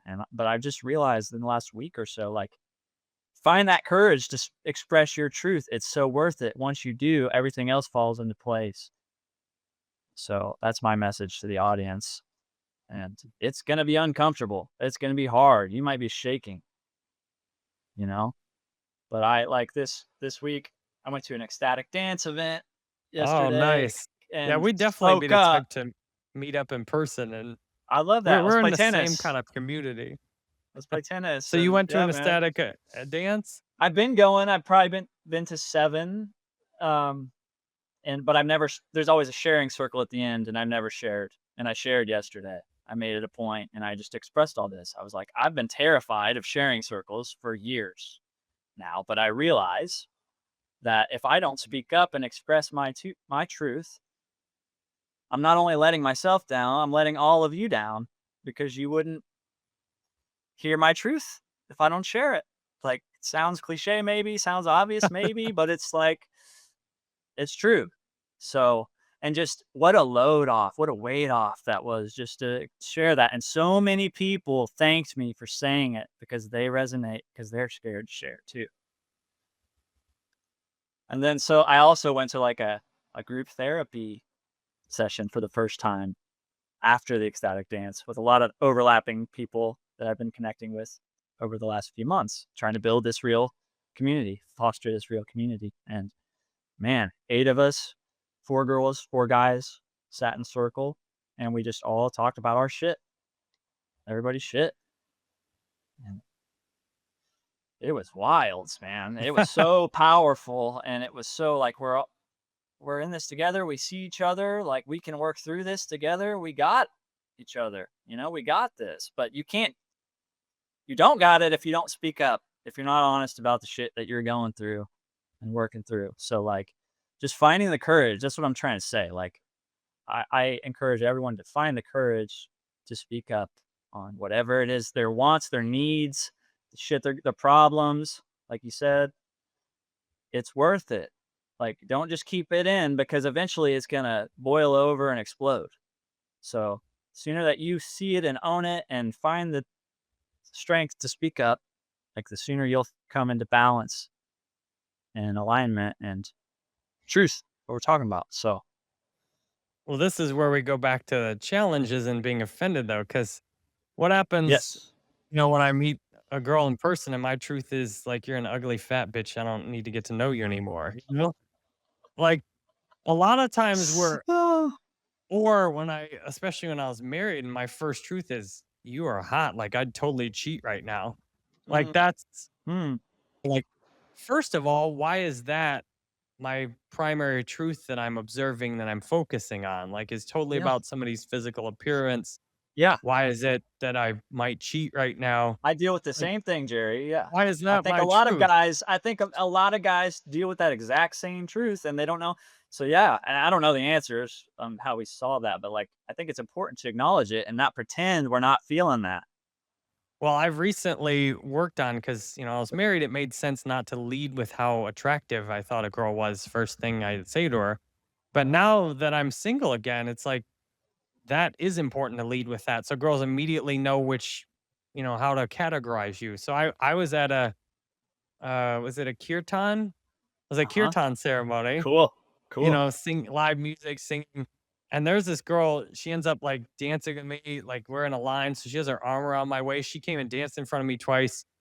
And I walk up to her and like one of the first things I say to her is like, "You're so hot. I was about to pass out when you're dancing in front of me." Like, and that's exactly what I was thinking. And she was just so like, she was into me and extremely interested right after that. And this other guy kept, it's like guy in his 60s kept wanting to talk to her. And I'm like, go ahead and talk to her. I like, she's hooked. Hmm. I'll be talking to her all night after your ass is in bed. And that's what happens. I, talked to her like 2 hours, such a great conversation. And we went into Nice. everything. Nice. And at the same time, though, that level of honesty is often offensive, which is Sure. difficult because, for example, I have a personal trainer and this guy's in great shape. Like, I mean, he's huge, the kind of guy, he says that he just goes to the beach and sits there on a towel by himself and girls will walk up to him. And he tells me, what's crazy is I used to be fat. I'm like, well, what happened? He's like, people would walk up and be like, you fucking fat ass.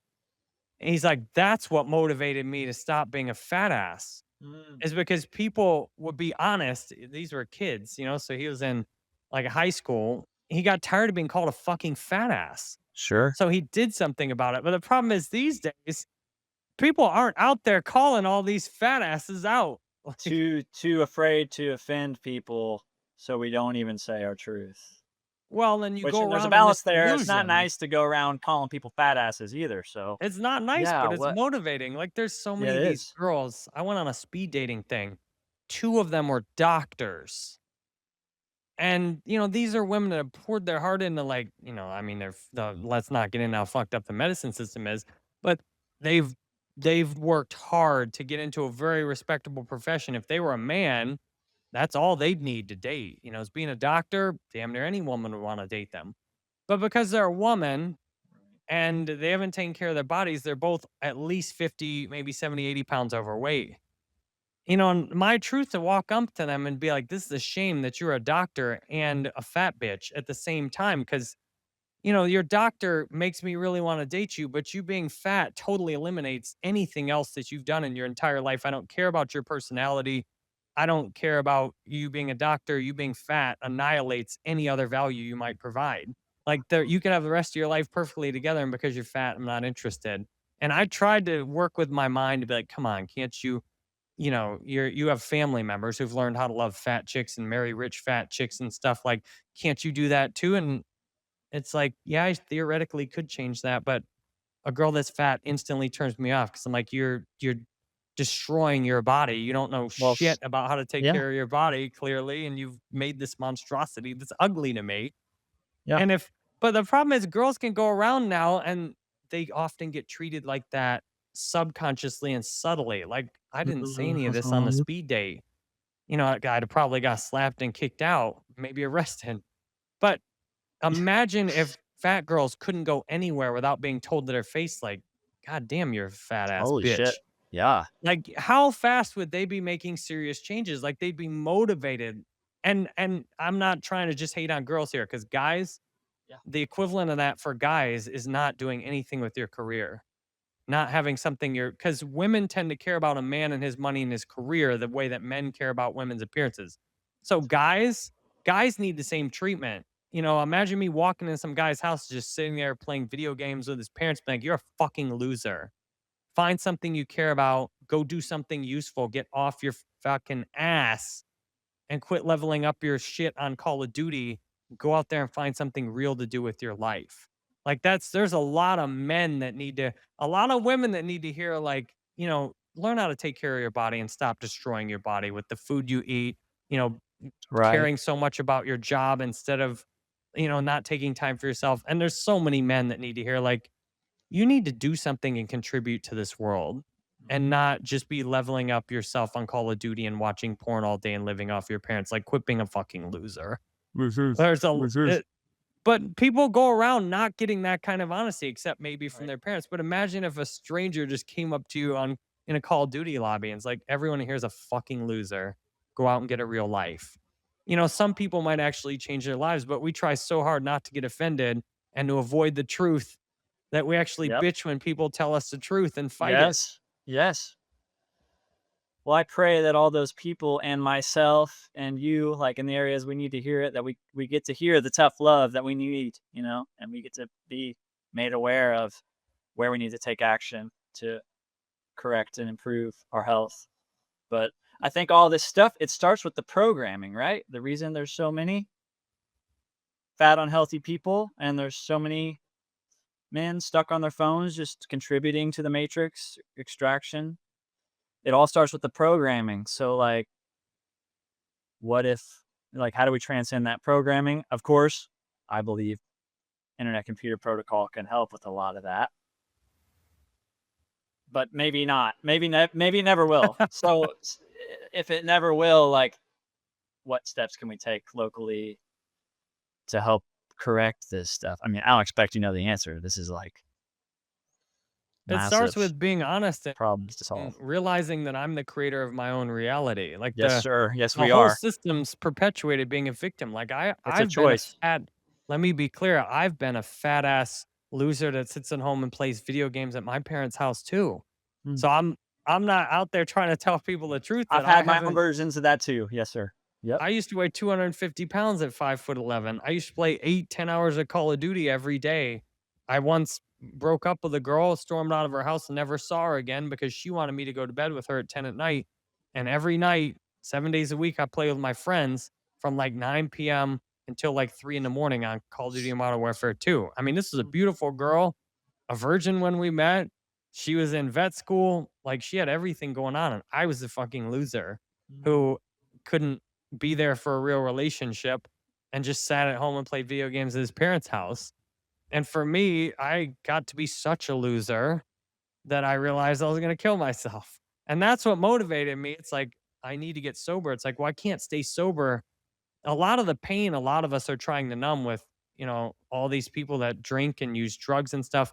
You're trying to numb the pain of living a shitty, self-centered, insane life. Like all these guys that used to follow me when I was huge into gaming, and I got to meet some of them in person. Like these guys that are following me that love my videos, they sit at home and smoke and drink, and they're losers. Mm. And they follow me because they feel like, oh, look, this guy's had a better life and he still plays video games.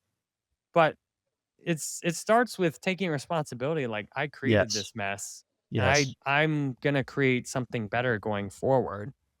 And I'm excited. Like to me, it's each of us doing that that transforms the world, Yes. instead of expecting somebody else like the president or whoever to do something. Like I'm going to be Or the change I Definity. want to see in the world. Yeah, or Definity. It's like be the change you want to see in the blockchain. Like That's what you we're do doing. your Yeah. part and let everybody else do their part and tell people the truth. Like some of the Yes. videos I made people most hated on were the ones where I was critical of Definity. I'm like, your marketing sucks.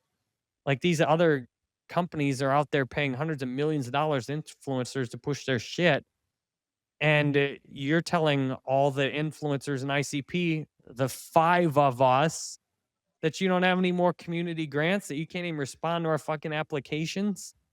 Like, that's terrible. Some of the people really hated my honest videos ripping projects like Gold Dow. It's like, you took all this money from all of us, you made all yourselves rich, and you can give shit back to the community. Mm. And then people hate and the projects go toxic and stuff. It's like, Gotta sorry for talk telling about it it. the way it is, No, we gotta everyone. talk about it. Gotta talk about it. Sorry for telling you that Gold Dow pimped, me out. I just sold myself as a hoe and y'all were tricks throwing money into them. And what have we got in return except promises and a mostly useless, underused token? Mm. So it's, Just we do need that kind of honesty, because that's 100%. I when agree. people called me a fat ass loser and said I should get a job.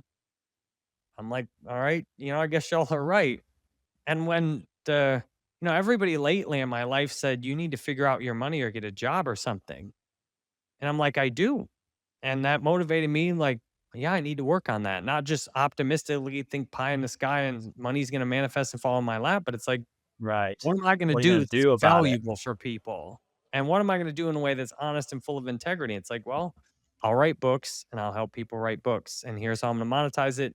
Here's the need. I've done the research. I got the validation. If something's really needed, it'll just fall in your lap because it's needed that bad. Like if there's men that have their shit together, women just, I meet women constantly. I don't have to use dating apps. My challenge is most of them aren't, for one reason or another, their appearance, their personality. I get fat girls all day that are so nice and wish I'd pick them up. Like, not a fucking chance. Like you don't deserve to be with somebody like me. You deserve to pay someone like me to help you get to where I'm at Mm. and be beautiful or read my books, and then you would be worthy of being with somebody like. Sure. And same thing with the dudes. But I Yeah. paid and I took courses and I read all these books.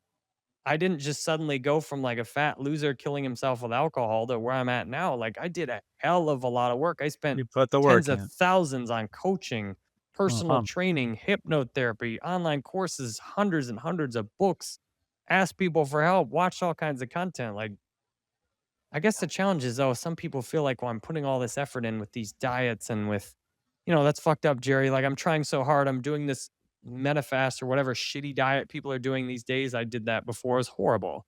Useless ass diet selling disgusting processed food. It's like a lot of times people are putting in effort, but you need to put the effort in the right places or it's Yes, sir. useless. Yes, sir. And you usually need a mentor. Mm. Like I was talking to Guide. a, Yep. a YouTuber. This guy very successful, makes huge amounts of money, and he's trying to make a all the business systems he's created that I've ran first have worked really well for him because I told him every detail what he needed to set up. But he keeps Yep. trying to make these business systems that he sees other people making, but he doesn't talk to them because he doesn't know how Mm. to contact them because their coaching is tens of thousands of dollars. And I'm like, listen, if you want what somebody else has, you need to talk to them, not to their cronies or take their course. You need to talk to them. You need to let them look at what you're doing. You need to ask them questions, and because what you're not seeing lots of times, you're missing something. Or you need to read their book or take their course because he's trying to copy what they're doing, but he hasn't taken their course showing how they're doing it. He figures he can just copy it from seeing the surface. It's like you need a mentor. You need somebody that has what you want, and you can go to them and be like, "Okay, you have what I want." Like I found a Experience guy that's transfer. yeah, like in Alcoholics Anonymous, the sponsor. All these guys in AA sober for decades. They have what I want. I ask them what to do, how to do it, tell them my life. They give me they process my life, and Mm. then they give me really specific feedback. I met a few guys at AA recently who've dated girls there, and I'm like, I don't know how to date girls in AA. And I don't want to go around being a pickup artist at AA. Like I'll do that at the yoga studio or the static dance, but I don't want to be generally be a pickup artist. So I've been asking guys at AM, like, how'd you meet your girlfriend? Or, you were sober 10 years. She was newly sober. I'm proud of you for dating her, but how did you do that without it? He's like, well, I got some shit from people to be sure, but here's how I did it. I was friendly first and I cared about her first. And I, just supported her in her sobriety first. And, I felt something immediately, but then things developed slowly over time. I didn't just rush in and try and fuck her. Like, oh, Right. okay.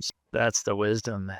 Yeah. I'm like, oh, okay, all right. So yeah, we need mentors. And my job, the way I look at it, is You to know, be someone who has what other people want and teach people how to have it. And then those people teach other people. That's how we make change. Be the what we want to be in the world. I know I've sounded a bit harsh in here, but I'm also a lot more compassionate. My life, there have been days where I wanted to die lately. I wasn't going to do anything about it. I just, I was like, all right, if I could just, have die of natural causes right now, that'd be fine. I've had some days where I've hit some low points because I felt like my life was such a failure. Like I used to be really successful online. I deleted all my views and I used to have this marriage and this hot wife and kids I was so proud of. And now I'm just this loser divorced dad and don't know where I'm gonna live or make money. I've hit some emotional bottoms, but those bottoms inspired me like, hey, you need to learn more, you need to ask for more help, you need to reprogram your mind. And it's encouraged me to be more yes. compassionate with other people too. I'm like, I used to think all these divorced dads were such losers. And the divorced moms, like, you're such a loser because you didn't make your marriage work. You weren't fucking him, or, you were too obsessed with your work, on both sides. So, but now it's like, okay, I see how that happens. Yeah, maybe And the I truth want to help. was they weren't supposed to be together. Maybe that's the truth. So you're Yeah, honoring it's the a truth. So that's the opposite of being a loser, if that's yeah, the it's a case. crazy idea. I was telling my kids yesterday, it's a crazy idea to think you should meet somebody when you're 26 years old and stay together the rest of your life. Like that's the insane idea. That's the idea that should change. Not that, oh, it's a failure if you get divorced. It's like, no, it's a failure if you stay married to somebody you don't really have that passion for anymore. Not that you don't love, like I still love my ex, Of course, but that passion, still family, just in a new dynamic. yeah, we're more friends now than lovers. That dynamic of lovers faded away. And I want that dynamic of a lover with another woman again. Of course. And I want her Means to you're have that. alive. You're alive. Yeah, I'm alive, and I'd love for her to have that opportunity to have a lover that would, explore much more Nice. with her than I did, that would bring romance back into her life, which, Yep. one of my somebody commented or helped me see, and it hurt my feelings at the time, but it's like I stopped being romantic with my wife. And like, she did her part, but I stopped the romance. I started just, you know, I used to be very romantic in the first decade. Been there. I've I'm been like, there too, where I I stopped talked contributing quite to a the bit. romance. That's okay. I'm loving it. You're a mentor for me in so many ways, and hopefully for so many people listening too, in their own unique ways and needs and circumstances. So it's a real privilege that you would come back online and share this, even though you're unplugged. Thank you, man. Thank you. Well, And you were the last person to talk to me before I deleted everything, and you and Blockchain Pill, for some reason, he was encouraging me to create videos again. I'm like, all right, why don't I just do one with you? And then as soon as I started thinking about doing one with him, I'm like, all right, I got to do one with Chris also. oh man, it means a lot. Yeah, it's an honor. Yeah, and I appreciate too. I mean, I got into it thinking though, like, okay, I need to think about selling my books, Right. and it's like, well, Right. if I talk to Blockchain Pill and to Chris, then I might, even if there's a handful of people from you guys combined that start buying like my daily autobiography, or that's enough momentum right there. If I've got something, if I have books that are truly good, which some people have said these are the most honest books I've ever read, it's amazing. Nice. If I've got books like that, I'm going to get word of mouth referrals. So even, I did get on here kind of thinking what I need. Like what I need is, Of I course. want to Yeah, we reconnect all with my audience, make sure people know, like, hey, go buy my books. If you miss my Mm, content, I'm making better content than ever. yes. Audiobooks, Kindle, print books. But at the same time, like, okay, I'm gonna see if I can give as much value to Chris as possible. See if I can make him a video that gets more views than usual, more watch time than usual, more subscribers than usual. Hey. I'm gonna give value to Chris. We give value to each other. And my Mhm. example may be useful for Chris because I'm part of the reason you got in here. And sounds like we have a lot in common. We sure do, man. We sure do. So, please, everybody listening to this, if you feel inclined to connect with the true Jerry, with Jerry's truth, that's his new product, literally in book form. So, tell us all the places you can find your books. You got audiobooks and digital and physical books, or The best thing to do is go to jerrybanfield.com and you can join my email list when I release new books. I put on email once or twice, a month, or, one every week or two. And then my books are everywhere. They're listed on my website. If you search Jerry Banfield books on Amazon, you'll find them. You search Jerry Banfield on Audible, you find them. You search Jerry Banfield and then go to audiobooks on Spotify because I still have my music on Spotify. If you go nice. anywhere else like Apple Books, there's Jerry Banfield, and books on Apple, they're on there. If you listen to other places, they're on there too. We'll And have all the links up. if you're ever in person, or you want to meet up, like I'm out doing, at Crunch Fitness, I do tables out there. You could come by St. Pete, meet me in person. I've got my phone number on my website, like Chris has, that we've texted to set this up. You can text me if you're ever in St. Pete and you want to meet up. I love meeting with my readers in person. I'll be happy to give you several books in person. Nice. Nice. Man, I hope I can do that one day. I'm serious. I'd love to play tennis or hit the ecstatic Oh dance yeah. or whatever it is, Yeah, and I'd love to I'll meet up buy with some books. So, yeah, man. any That'd readers. be I would love to meet up to do tennis, yoga, kirtan, love ecstatic yoga dance, any too. of that stuff. Haven't been to a kirtan yet, but I'd be down. You would be down, I I can would be tell. down. Yeah, I got the haircut for it. So, You do. well, thank you for your time, Jerry.